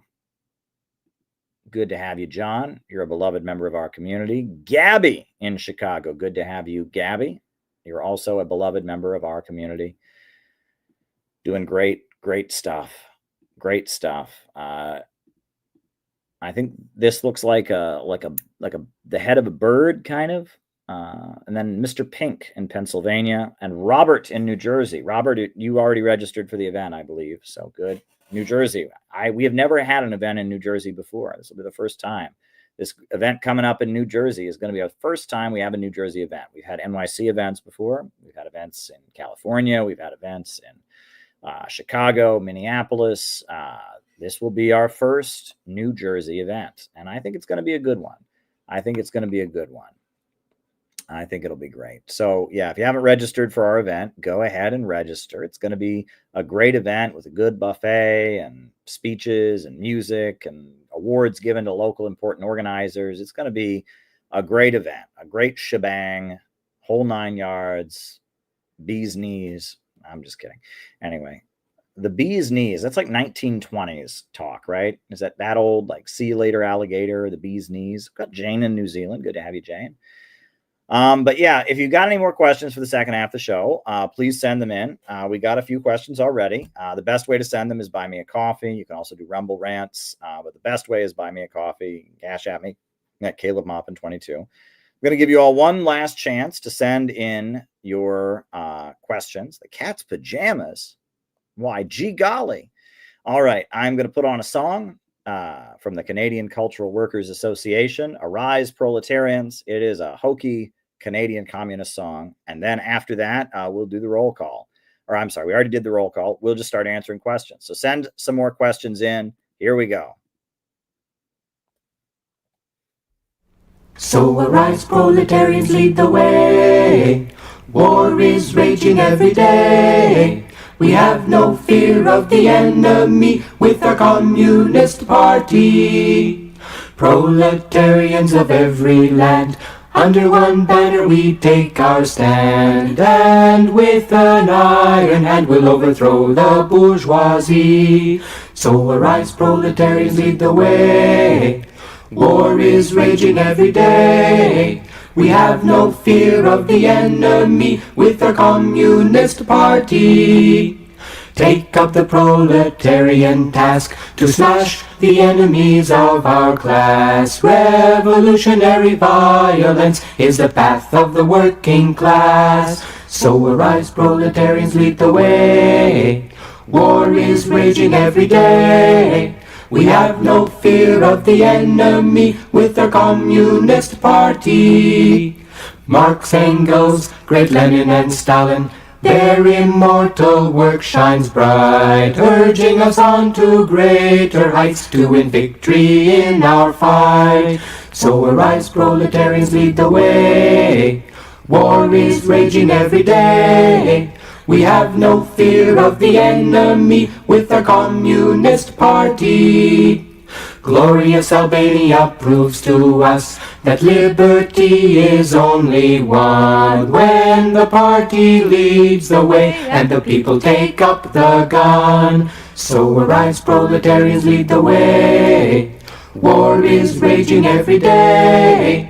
We have no fear of the enemy with our Communist Party.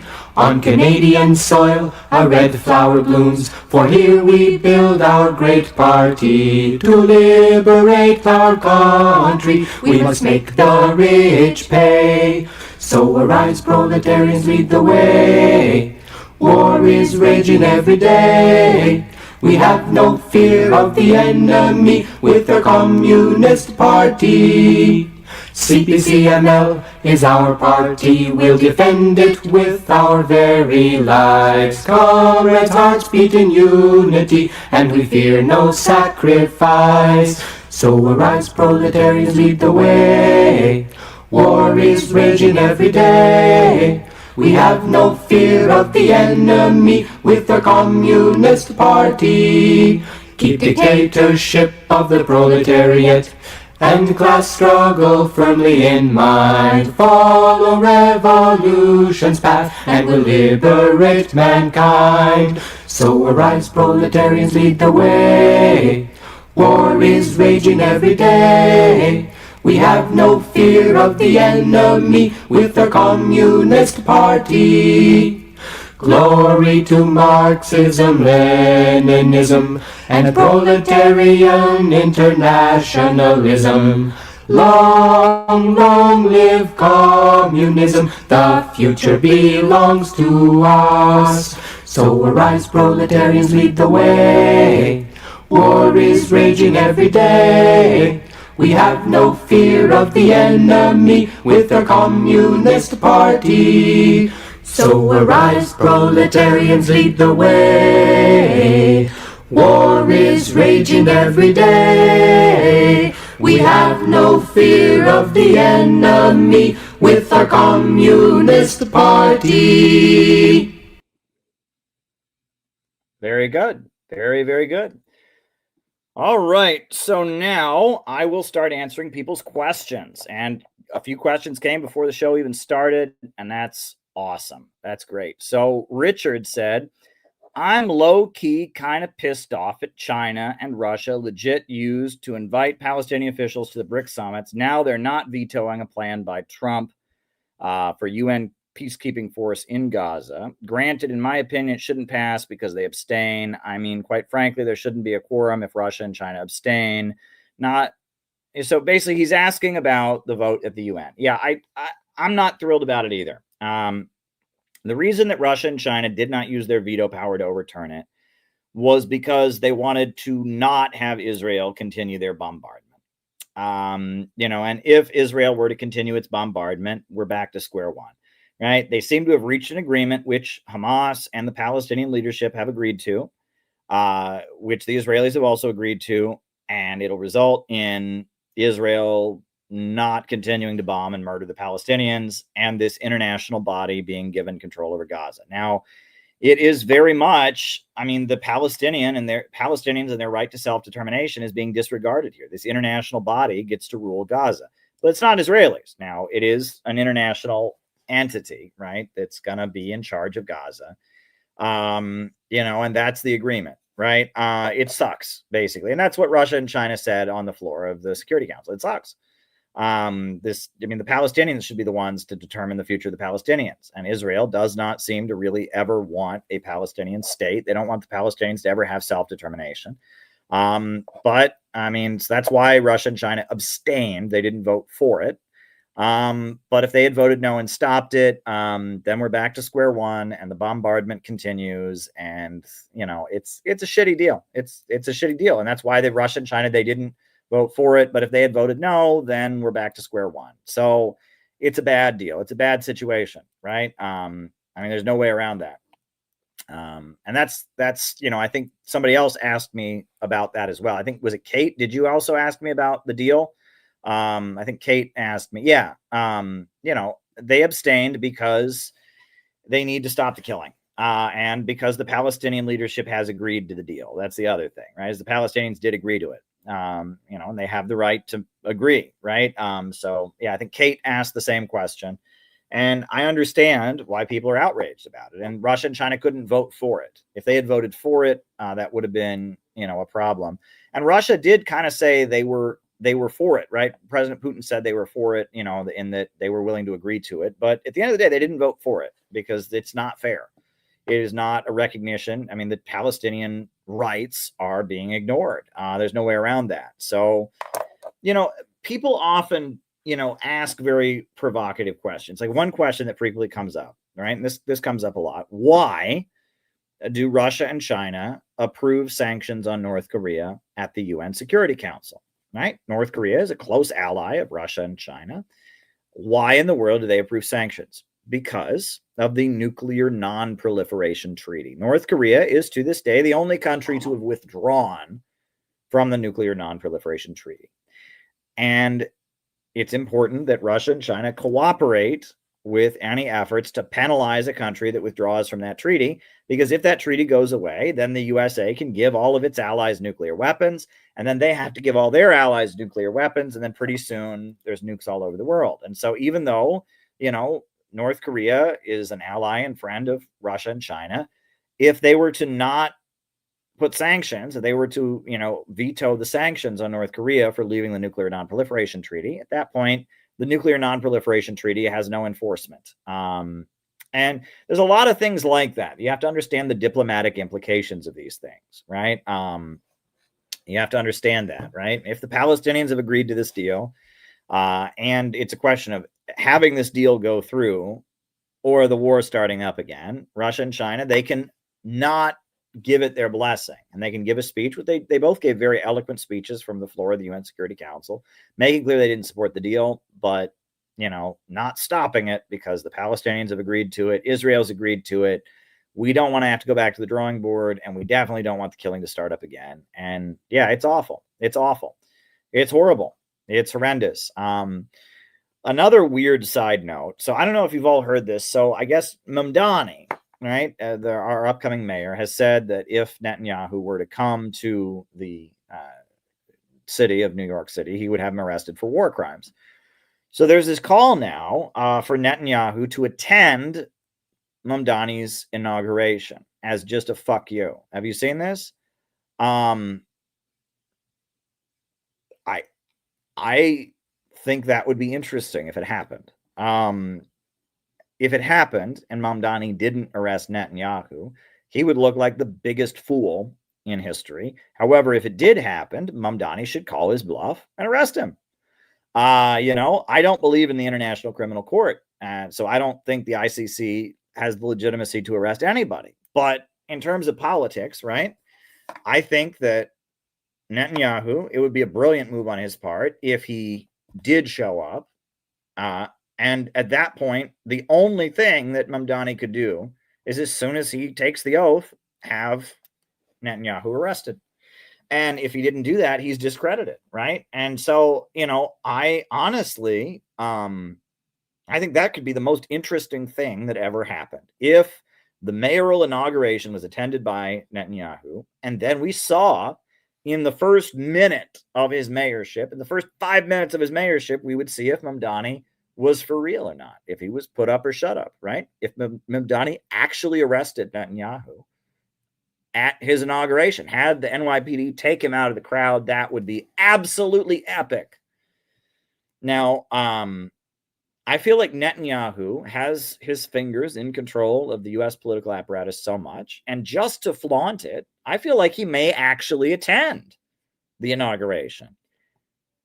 And if Mamdani wants to go down in history as the most epic mayor New York City has ever had, he should take the opportunity and arrest him.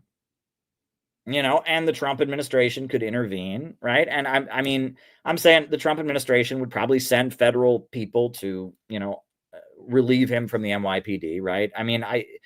He's a foreign diplomat or whatever, and it would cause a huge conundrum. And I don't think Netanyahu would end up actually going to The Hague.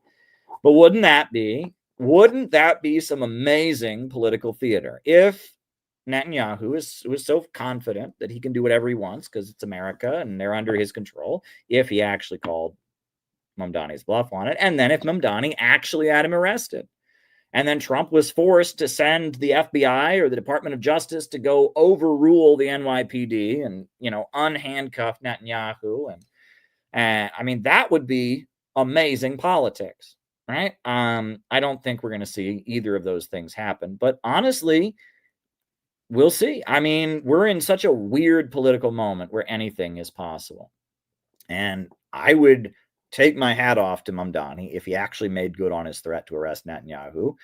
And I do think Netanyahu is enough of an asshole, is confident enough that he would not go to jail, that he would, basically in order to show Mamdani to be weak, that he would actually try it. He'd give him the chance to do it. So I feel like there's a potential for a really big political standoff here at the inauguration of Mamdani. If, this could be an epic moment, in which the whole world is like, whoa, right? That would be brilliant. And honestly, it would be brilliant for both Netanyahu and Mamdani. They would both benefit from it. It would be amazing political theater. I don't think there's any chance that Netanyahu would actually go to The Hague. But yeah, we'll see. To be honest, I don't think Mamdani would really have the courage to do it. And that would be an epic loss from Mamdani, but then it would be clear that he's not really who he says he is. But if Mamdani actually made good on his threat and arrested Netanyahu at his inauguration, that would be one of the most epic moments in American politics ever.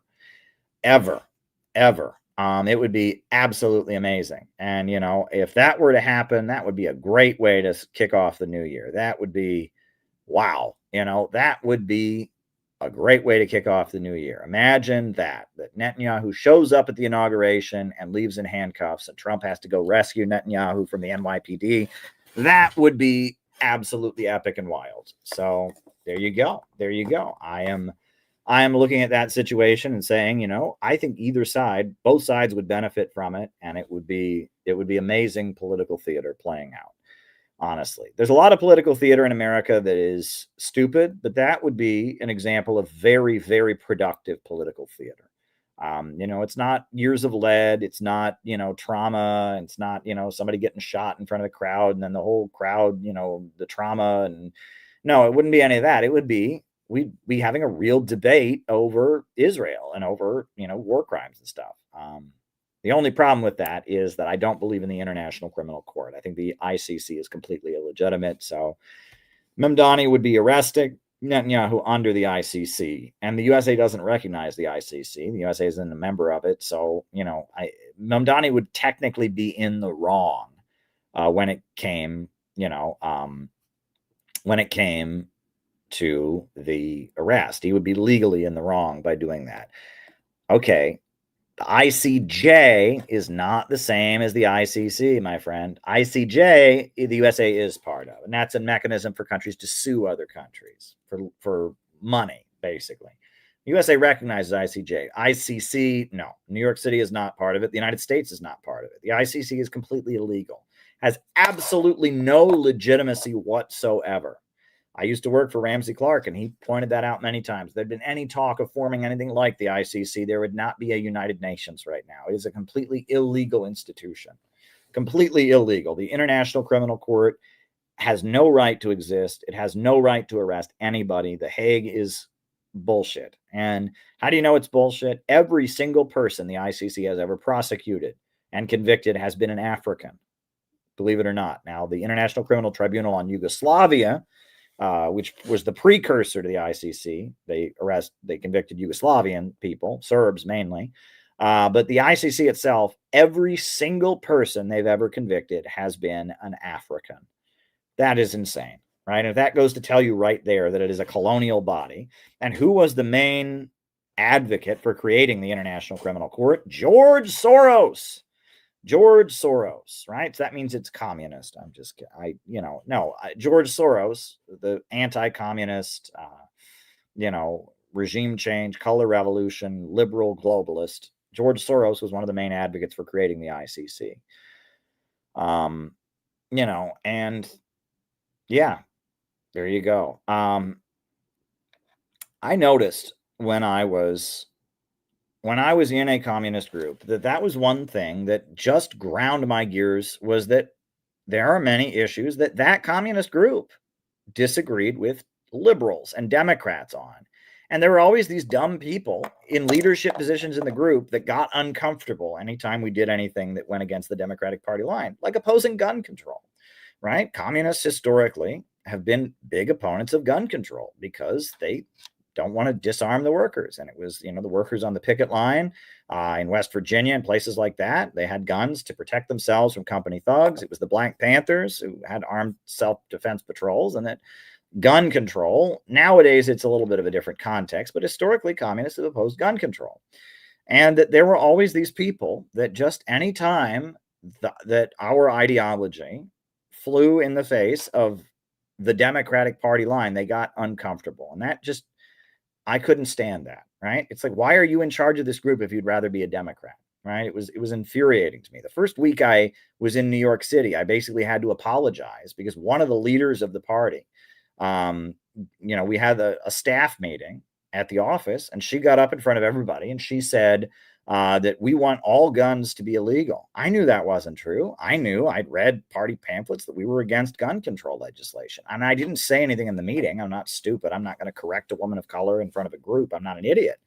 But I mentioned it to someone else in a conversation, and it turned into this big thing. And I had to apologize for undermining the leadership in front of this woman. How in the hell was this woman the leader of the party and she doesn't even know the position on gun control? Right. But that's how the organization was. Right. And it was just like, they're just a bunch of liberals. Right. And that's the problem with the communist groups. They're just a bunch of liberals. They don't believe in communism. They just believe in whatever the latest woke, trendy liberal cause is. Right. And, and that's why they didn't defend Libya. They didn't defend Libya, even though Libya was a stronghold of anti-imperialism, because it was Barack Hussein Obama who bombed and destroyed Libya. They half-assed it on Libya. And that's why the first book that the Center for Political Innovation ever published was The Green Book by Gaddafi. That they didn't defend Libya because they were too busy sucking up to Barack Obama. And that is something that I cannot forgive them for. And we're living in very, very interesting times, to say the least. But, we are doing something new, and that's part of our story. Penny is going to give a very important talk on the history of the Center for Political Innovation at the upcoming CPI, gathering in January. And I've been talking about how Libya was a key moment. So next question.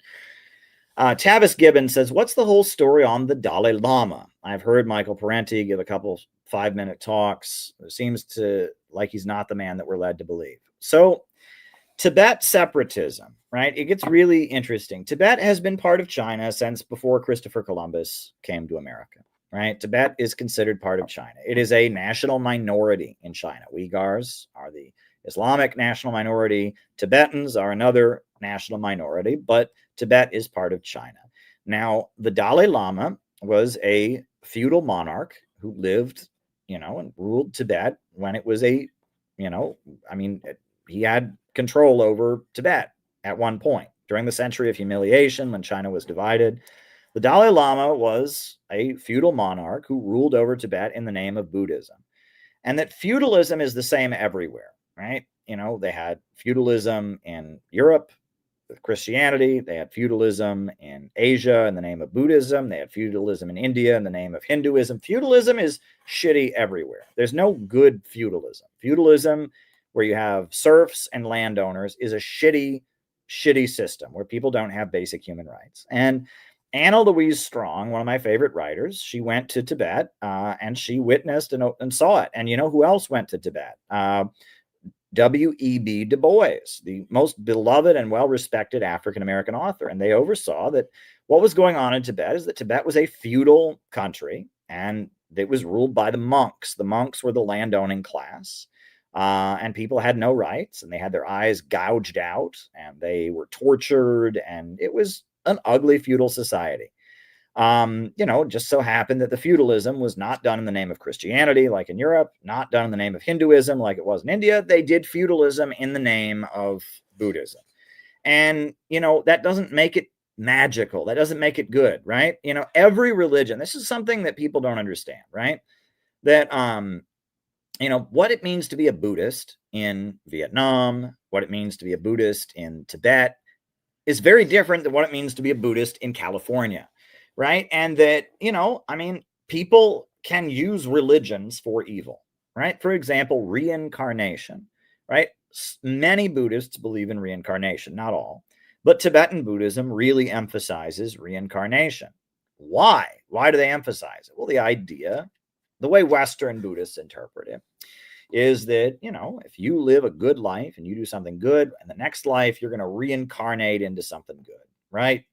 And, and that you're learning lessons in this life that you can apply to the next life. Well, that sounds great. And, that's a good interpretation. Be nice to people and then you'll be reincarnated. And this life is like one chance for you to learn important lessons and all of that. That's not what Tibetan Buddhism interpreted reincarnation to mean.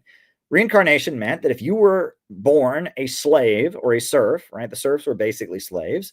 Well, that's because you did something bad in your past life. So we're not going to try to treat slaves nicely, and we're not going to try to, enact human rights or all that, because you wouldn't have been born into this position if you hadn't done something bad in the previous life. So it's all justice, right? Now that is how the doctrine of reincarnation was used, right? And karma and reincarnation and all of that. Again, there are ways to interpret it that are very progressive, right? However, and mainly it was that, if there was a shortage of food, there was only so much food to go around, the monks got to eat it and the people got to starve. And why? Well, they must have done something bad. And if they let themselves starve in this life, then they're being humble. All things are in balance. They're in oneness. And so they'll be rewarded for starving to death.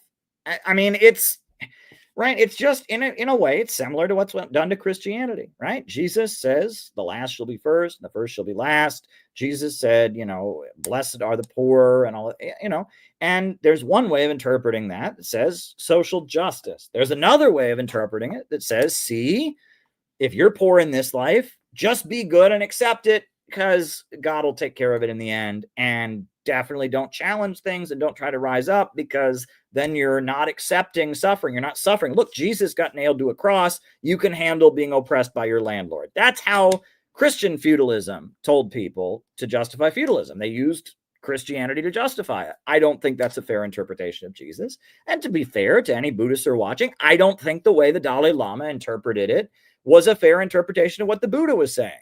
But just like in Europe, they distorted Christianity and distorted the teachings of Jesus to justify serfdom. They distorted the teachings of the Buddha and they distorted Buddhism to justify feudalism. And that can happen with any religion, right? That people do evil in the name of holy men. People do evil in the name of doctrines that are good, right? There are some who wave the red flag to oppose the red flag. That's what they used to say in China, right? Or I think, what is it? The book of Revelations in the Bible talks about those who say they are Jews, but are not Jews, but are the synagogue of Satan, right? That in the name of a good, righteous faith, one can do evil. They can distort the teaching. And Buddhism is no different. And a lot of Western people don't understand that. A lot of hippies, they hate Christianity. They're mad at their Catholic parents. So they convert to Buddhism, and the Dalai Lama is Buddhist, so he must be great. And it's like, no, that's not how these things work. And that there's this whole, like, for example, the book 7 Years in Tibet, right, which is like the manifesto of the Tibet worshipers, the Western Tibet worshipers. The author of it, Heinrich Harrer, was a Nazi, right? He was a member of Hitler's SS. The Nazis loved Tibet. And I can show you the, there's a book, Julius Evola, one of the main thinkers of Italian fascism, loved Tibet. And the Nazis were going to Tibet and they were measuring the skulls. They thought it was perfect because there was no class struggle, right? The Nazis loved the caste system in India, and they loved Tibetan feudalism because they're like, oh, in the Eastern countries, there's no class struggle. There's no protest. All the poor people just know their place. The Nazis had this weird obsession with Asiatic societies that were stuck in feudalism. And they were like, we're going to try to apply that to Europe. We're going to make European capitalism feudalism kind of again, right? That was a really big obsession of the Nazis in particular. The Italian fascists a little bit, but not so much. The Nazis in particular, it was like, we're going to make capitalism work by bringing back feudalism, right? That was a really, really big part of Nazi ideology. That's why they loved the Dalai Lama so much. And the Dalai Lama was anti-communist, right? And there was a civil war in China between the KMT, which were the nationalists, and the Communist Party. So the communists took power in 1949, and they did not, this is the other thing, they did not just go into Tibet with guns blazing and immediately impose their system. That's not what happened, right? They went into Tibet, and it was largely Tibetans that carried out the revolution of 1953. Tibet had its feudal economic system overturned in 1953. The Chinese Revolution happened in 1949. And it was Tibetans. And all these atrocities, if you read stuff from the Dalai Lama and his supporters, they describe all these horrendous atrocities that went on, which I'm sure really went on, right? They took brutal revenge on the monks, who were the aristocratic rulers. They took brutal revenge on the landowning class. But they always leave out the people doing it were Tibetans, right? They make it sound like a bunch of Chinese people showed up and just, all the Tibetans loved the Dalai Lama, and it was a bunch of Chinese people, Han Chinese people just came into Tibet and started killing people. That's actually not true. It was largely Tibetan slaves who broke their chains. And W.E.B. Du Bois, the most prominent African-American scholar of the time, he was there. He witnessed it. Anna Louise Strong was there. She witnessed it. The overturning of feudalism in Tibet was pretty ugly. And it got even more ugly because of the fact that the CIA set up, got the Dalai Lama's brother and, trained him and hundreds of other people and built a militia. And they started airdropping them into Tibet. And there was an ugly civil war that went on for like a decade, where the CIA and the US government was airdropping Tibetan separatists who wanted to break Tibet away from China into Tibet with guns and weapons. And they were burning healthcare centers where the policy of what is it called? The barefoot doctor program, right? They were killing barefoot doctors, and there was a civil war, and hundreds of thousands of people died in this civil war. It was a really ugly civil war that went on for a decade, the Tibet Civil War. And they don't acknowledge that this civil war ever happened, right? They try to just gloss over it like it never happened. But it was, and there's the Heritage Foundation brags about it. They have a whole book, The CIA's Secret War in Tibet. It was a Contra. It was like the Contras in Nicaragua, right? And that in the name of feudalism, Tibetan feudalists and the monks and others were being airdropped, and they had an ugly civil war. A couple of years ago in Germany, there was a group of Chinese soccer players, and they were playing a game, right? It was a Chinese team. They were going to play with a German team. They went out onto the field, and a group of Germans in the audience unfurled Tibet national flags. And the Chinese soccer players said, we're not going out there unless you take those flags down. We will not play unless you take those flags down. And there was all this outrage in German media. Oh, these Chinese students are racist. How dare they allow, well, think about it, okay? Imagine that there was an American team playing in Germany, right? And they were about to go play, and there were a lot of African Americans on the team, perhaps. And they went out, and a bunch of people unfurled the Confederate flag. And they said, we're not going out there till you get rid of those Confederate flags. Everyone would understand that. Everybody would understand that. They would say, oh, yeah, right. That's a flag of people that violently tried to overthrow your government in order to preserve slavery. So we can understand why you're offended. And they would immediately, they would get that. Well, that's what the Chinese people were doing. The Tibet separatist flag represents people who tried to violently overthrow the Chinese government in order to preserve serfdom, which is a lot like slavery, right? So, I mean, it makes perfect sense, right? You would not want that. You would not want that unfurled. I mean, it makes perfect sense, right? Tibet separatism, it's Hollywood's favorite cause, right? Will Geer, was it Will Geer or no? Who's the actor? Sean Penn and somebody Geer. Is it Will Geer? No, it's not Will Geer. It's somebody Geer. Richard Geer and Sean Penn and George Clooney and all of them get out there, and they love Tibetan Buddhism. And I have nothing against Buddhists, right? You can be a Buddhist and such, but Tibetan Buddhism was nasty, oppressive stuff. And the people who overthrew it were Tibetans mostly. And like some of the stuff that the Tibet separatists say, they just don't know Chinese history. For example, during the 1960s Cultural Revolution, a lot of traditional Buddhist temples were destroyed. That's true.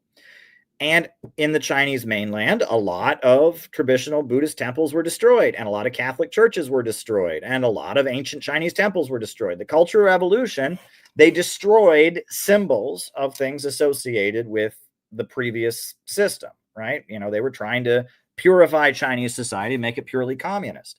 So yeah, in Tibet, they destroyed a lot of religious sites, and in mainland China they did. And they destroyed a lot of mosques in the Uyghur regions, and that they were trying to purify China to be purely communist. A lot of the Tibet separatist literature makes it sound like this was all just done to Tibetans. They're feeding like a nationalist line. It's similar to the Ukrainians, right? Ukraine would not have a written language if it wasn't for the Soviet Union. You do know that. Until the Soviet Union showed up, there was one language in the Russian Empire called Russian. And there were people in various regions of the Russian Empire who spoke a dialect of the language that was regional, that didn't have its own written alphabet or anything like that. The language was Russian, and then there were like regions. And then Lenin is the one who said, you know what, we're going to declare all these people to be nations. And Lenin and later Stalin and then Khrushchev drew the borders of Ukraine. They made a law that in the Ukraine, you have to learn the Ukrainian language. They made an alphabet for Ukraine, right? So that there would be no borders for Ukraine if it wasn't for the Soviet Union. There would be no written alphabet for the Ukrainian language. The Soviet Constitution required that if you went to school in Ukraine, even though the overwhelming majority of people in Ukraine spoke Russian in their households, you had to learn the Ukrainian language and all. The entire concept of the Ukrainian nationality is something that the Soviet Union blew up like crazy. But yet you talk to the Ukrainian separatists and their heads, the Russians tried to wipe us out. They tried to wipe out everything Ukrainian. That's not true. Ukraine wouldn't have any borders. Ukraine wouldn't have an alphabet. Like the Soviet Union bent over backwards to make Ukraine, to really blow up this we are Ukrainian, not Russian identity. And some things are true and some things are not. And the Soviet Union built the world's largest power plant, the Dnieper Dam in Ukraine.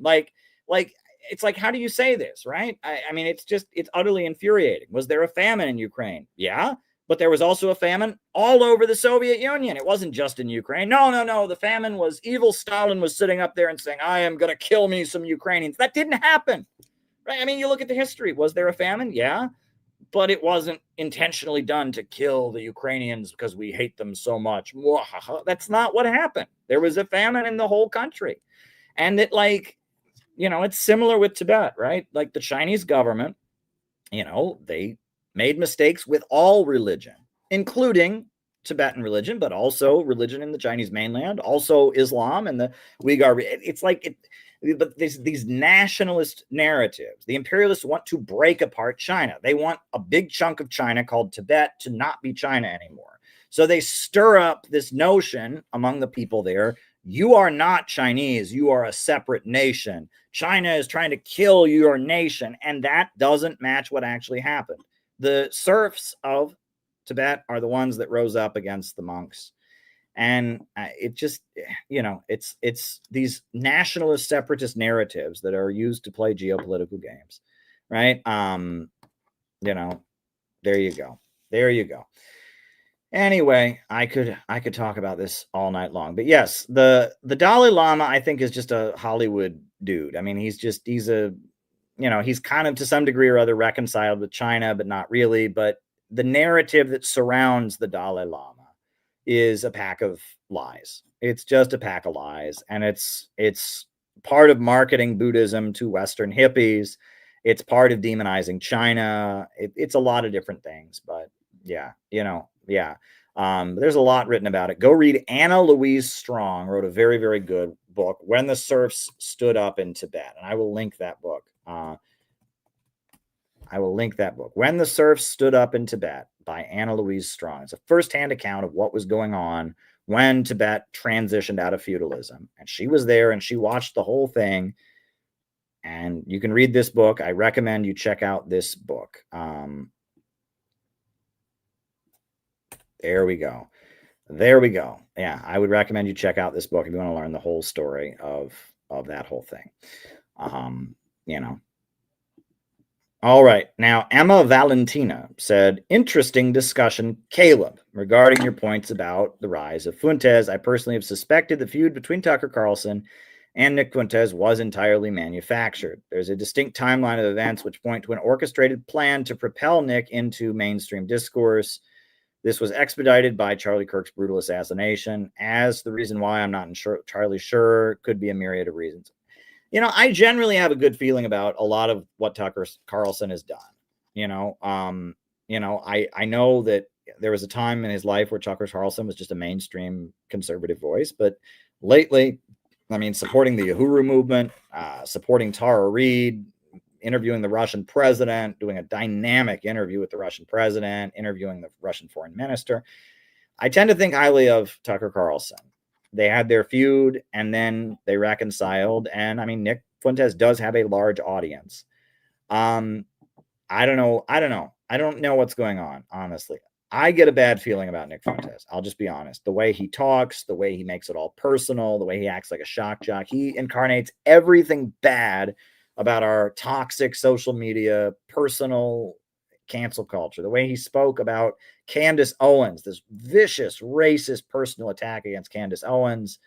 The way he uses racial and ethnic slurs. Everything about Nick Fuentes rubs me the wrong way. Okay. Even when I might agree with what he says about the Israel lobby or whatever, it's like he leads people, who might agree with his positions about things to a really ugly, gross place. And there's just something about the vibe he gives off. He doesn't seem like somebody who's serious. He seems like a nasty shock jocker. He reminds me of BreadTube, right? I wrote the book, BreadTube Serves Imperialism, exposing the BreadTube crowd, right? That crowd of, influencers that were, and it's this sarcastic, pessimistic internet culture. There are people who agree with Nick Fuentes who don't sound like assholes. It's not purely because of his political positions. It's because he just, So I don't know what's going on. It doesn't look good to me. And I've never seen and again, I feel like they're waiting for something. I feel like that there are a lot of people who don't agree with Nick Fuentes that are blowing him up right now, And that leads me to believe they're blowing him up because they want all eyes on him when something happens. And that scares me.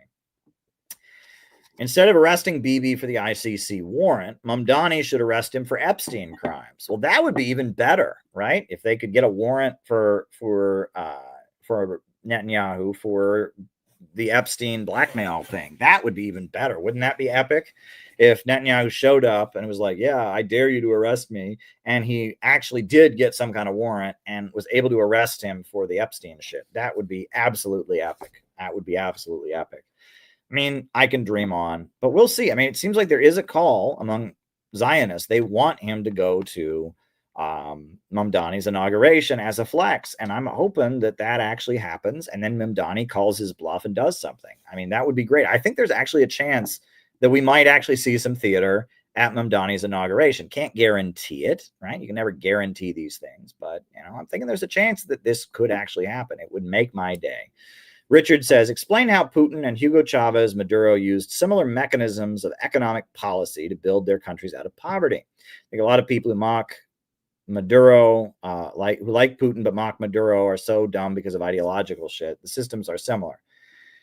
Yeah, well, the main thing is public control of energy. I mean, that was the main thing. I mean, both Venezuela and Russia, economically speaking, their economies are modeled in a similar way, in which there's a huge amount of an energy resource. In Venezuela, it's oil. In Russia, it's oil and natural gas.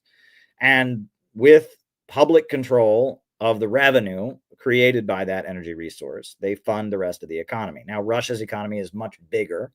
It's a lot more oil and gas, and it's much bigger. And Russia's economy is a lot more diverse. Venezuela, unfortunately, there's very little development outside of the oil sector. But yeah, it's a very similar thing. And that Putin was elected. He, reasserted state control over oil and gas, used that to lay the basis of rebuilding the economy. And that's the same thing with Hugo Chavez. He got elected. He asserted state control over oil and gas, used the money to rebuild the economy. I mean, it's a very similar thing. And yeah, when you talk about, there's a lot of people who like Putin but hate Maduro. I mean, look, I'm working on it. I'm really working on it. But there is a big element on the right of people that it's just communism bad, right? So if Putin were to, start emphasizing communism, which Putin kind of does. He goes back and forth, right? He built a monument to Solzhenitsyn, but he also talks about the achievements of the Soviet people and Stalin. It's complicated. He talks about the fall of the Soviet Union being an epic disaster economically. Putin goes back and forth. He plays to the cultural conservative and nationalist right. He also plays to the communists and the Soviet pride narrative. I mean, Putin, he's pleasing a lot of different people. It's a coalition. The Communist Party is an important part of the coalition. So are the nationalists and others.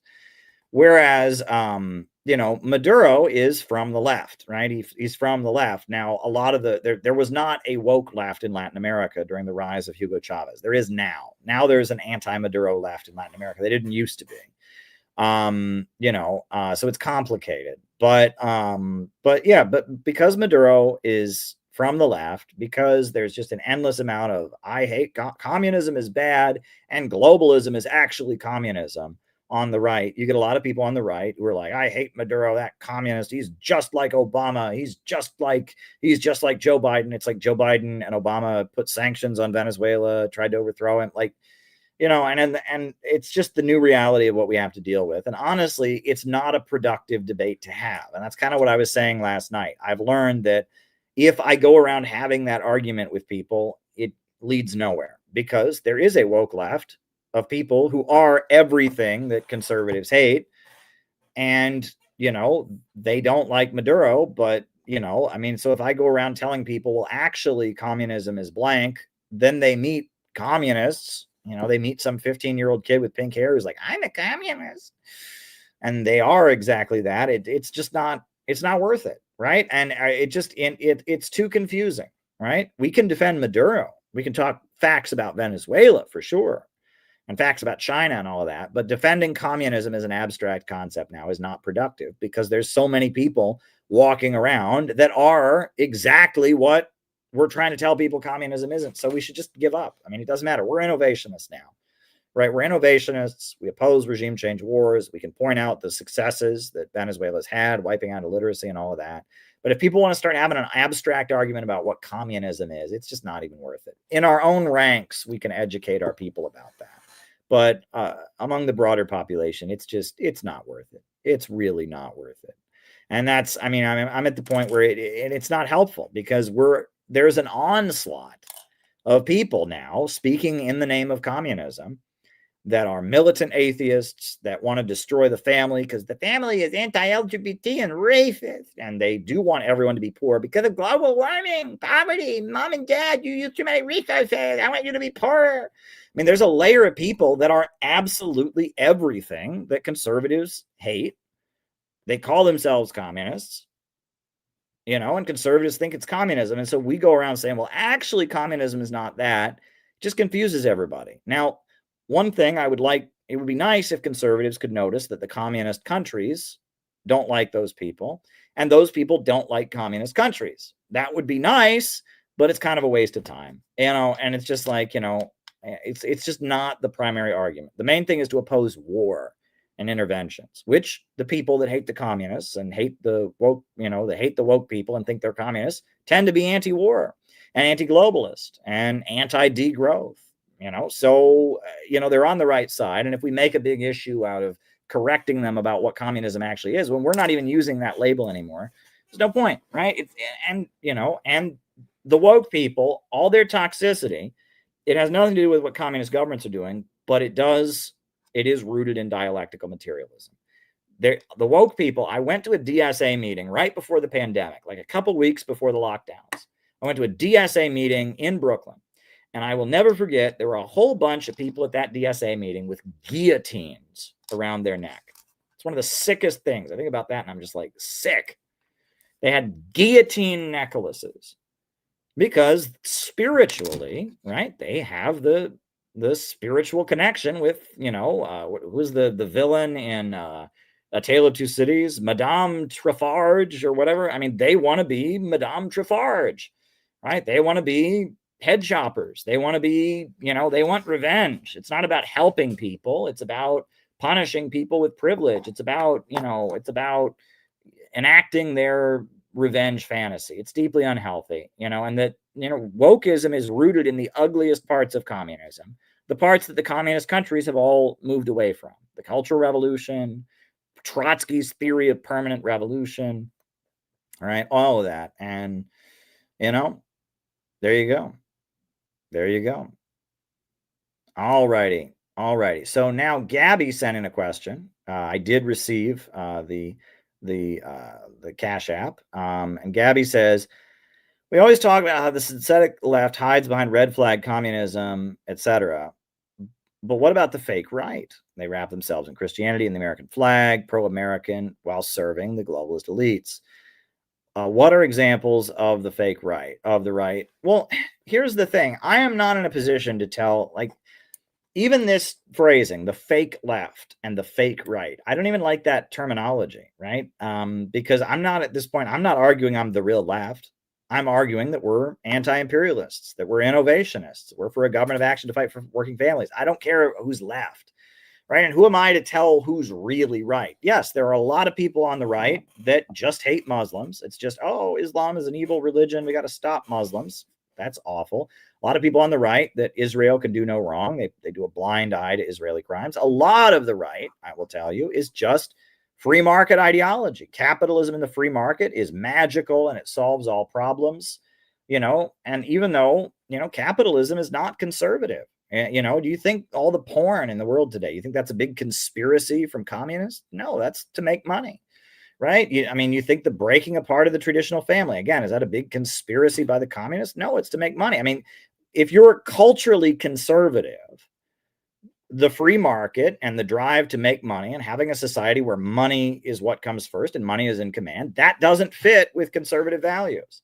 And real conservatives in Europe and traditionalists and others, they realize that. But the American right wing, in a lot of ways, to be right wing in America just means you love capitalism. You love capitalism. Poor people are just lazy. They all need to get a job, and the free market solves everything. And if you question the free market, that means you're a communist, and communism never worked and it killed a gajillion people. And that the right, I'm not in a position to tell people what genuine right wing is, but there are layers of the right that are very shallow, right? They're very, very shallow, and they believe in free markets and they hate Muslims And, that's about it. And it's, I mean, that I'm not thrilled by that, right? There are people on the right that are sincere, that do, and Marjorie Taylor Greene is starting to sound like us. Even some of the stuff she says about healthcare sounds like us. She's not blindly supporting Israel, right? She's not blindly calling for interventions because commie bad, I mean, so it's complicated. We're in a period where politics is not making any sense whatsoever. Politics is evolving and shifting in completely new ways, and we're entering new terrain. We need to embrace that, and that's why we have to innovate, right? If people are just doing the communism thing, they're lost, and if people are just doing the same old conservatism thing, they're lost. We're in a new ballpark, and we have to innovate, right? We need a movement to win justice for working families, to oppose these wars, to call for a government of action that fights for working families, to have a state that invests in people and communities, not derivative ripoffs, not prisons for profit, right? Not opioid addiction and drugging up our people, not depopulation and degrowth. We need a state that invests in communities, a pro-growth, pro-humanity government, a government of action that fights for working families, right? That's what we need. Right? And is that left or right? It used to be left, kind of, but the left has now embraced a lot of things where they think it's fascism. Is that the right? Not. Historically, the right in America since the Cold War has traditionally believed in, working families, you're on your own. We don't want the government to help anybody. But now they're starting to say they don't think that, right? They at least want tariffs because they think tariffs are going to fight for people. And they, so it's complicated, is what I'm saying. We're in a new period where what does it even really mean to be right or left anymore? My prediction for a while is that the Republican Party is going to become a catch-all populist party, right? The Democrats are more and more just turning into the party of the establishment, and the Republicans are going to turn into a party of all kinds of different perspectives and views that are populist and anti-establishment, views that are now considered right-wing and views that are now considered left-wing. That has been my prediction for quite some time, and I think that is what is going to happen. I think that is where we're headed. It's going to take some time, though, and we're in a very strange time, right? Part of the reason that the left has lost its way is because there's no Soviet Union. It used to be all the countries fighting against imperialism did so in the name of leftism. Now that is no longer the case. And so leftism is no longer grounded by anti-imperialist movements. It doesn't have to pretend to agree with them. And so leftism has adopted and become an aspect of globalism imperialism. Now, the right used to be so bad because they were the people that were the main defenders of the Western system and the main allies of imperialism. Now they've been usurped by rainbow flag wokeism. So a lot of people on the right are feeling at odds, and then they're noticing things about, Tucker Carlson did a whole thing about how they don't have gay marriage in Venezuela, and that we're entering new territory here. We're entering new territory, and because we're in this new territory, we need to just stick with our principles. We oppose the danger of a new world war. We oppose the emerging low-wage police state. We want a government of action that will fight for working families. If you can call that left, fine. If you can call that right, fine. We're building a community that is opposing imperialism, this imperialist system that is destroying the lives of working people. We want an America free from imperialism, an America where working people and working families are given priority over the profits of international bankers. We want to build an anti-monopoly coalition. Right? We're pro-humanity, pro-growth, pro-community, pro-family, anti-banker, anti-war, anti-police state, right? That's what we are. And if we stick with our principles, we'll be all right. Right? And that part of that, that was kind of what I was saying at the beginning of the stream tonight. In order to stick to our principles, we can't get caught up in who's the good guy and who, this Epstein thing. I don't know how this is going to play out, right? I don't know how it's going to play out, but we can't be too invested on who goes down over it. Does Trump go down? Does Trump not go down? We don't know. Trump could go down over this, but he might not, right? Does Marjorie Taylor Greene, end up being a Democrat? Does Marjorie Taylor Greene end up reconciling with Trump? We don't know. We don't know how this is going to play out. We just don't know. We have our principles. And if we can stick with our principles, and stay solid around what we believe and what we are committed to and our understanding of how the world works amid all this chaos and confusion.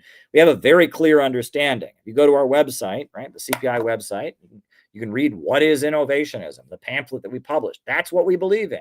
And if we can stay solid on that about what innovationism is and what we stand for, pro-growth, pro-humanity, anti-globalist, anti-imperialist, right?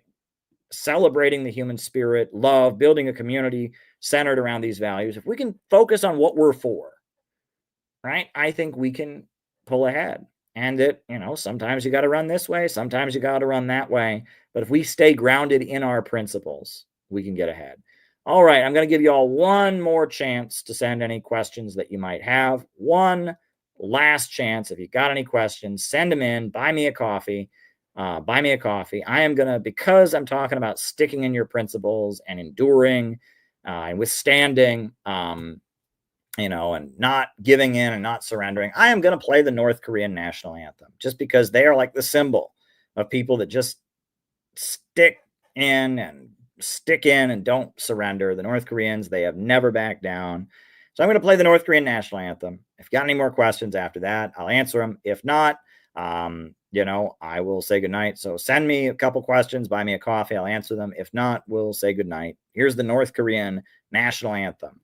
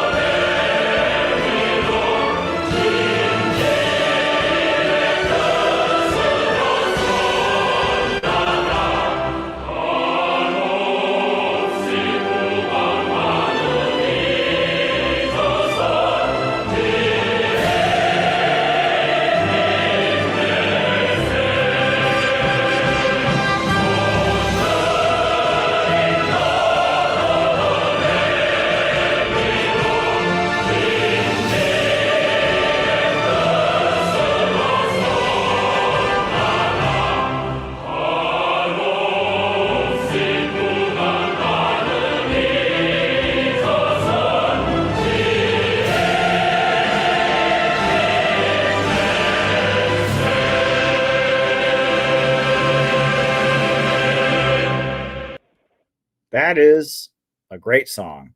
I can't play it enough times on this stream. I really can't. Look, I think that at some point soon we're going to start a Juche study group. I do, because I think we need to just understand the ideology of North Korea, right? It's like it's like one of the list of things to do is start a Juche study group. And so, it's one of the CPI projects that's been on the back burner for a while. So yeah, we need to do that, right? We need to understand the ideology of North Korea, but understand it's also for them. It's not for us. We're innovationists, right? In America, the ideology of anti-imperialism is innovationism. In China, it's socialism with Chinese characteristics. In Nicaragua, it's Bolivarianism. In Iran, it's Shia Islam, not capitalism, but Islam. In America, it's going to be called innovationism. But we should understand what it is. Why is it that so many of the communist countries fell after the fall of 1989, 1991, but North Korea has stood strong? Why is it that they endured a crisis in the early 90s that any other country would have just collapsed, but they stood strong? What do they have? Well, they obviously, no matter what mistakes they made, they have a deep spiritual truth that they understand. They understand something about human beings and how they operate, right? They have something deep, and we should study their ideology and their teaching, understand what has enabled North Korea to just endure so much and stay strong, right? I think we should study it. I think we should do it. So there we go. There we go.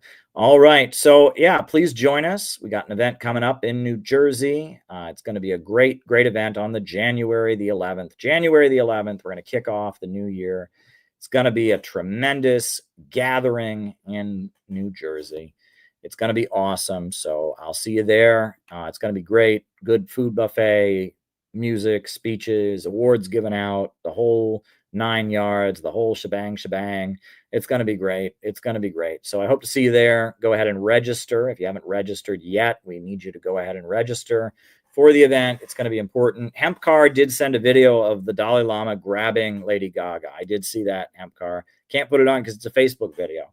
And there are starting to be some weird videos of the Dalai Lama, right? He's like, with the kid, right? He said to the kid, like, suck on my tongue. And, it's getting a little weird. I mean, it's not just that, it's not just all the political stuff. Now, it's like he's getting to be a weird old man. I'll just put it that way. He's getting a little weird in his old age, in addition to everything else. Right. Anyhow. So yeah, I don't see any more questions that have come in. So I'm going to put on the closing music. And we'll be back. I think tomorrow night we're going to do a Garland Nixon chat. So that'll be tomorrow. It'll be with Garland Nixon. That's my plan, at least, is we're going to do a Garland Nixon show tomorrow. So, yeah, that's what I'm thinking. And then we'll do a regular show again on Thursday. So here we go. New upsurge in the struggle against U.S. imperialism is now emerging throughout the world. Ever since World War II, U.S. imperialism and its followers have been continuously launching wars of aggression. But the people of various countries have been continuously waging revolutionary wars to defeat their aggression. And while the danger of a new world war still exists, and the people of all countries must get prepared, revolution is the main trend in the world today.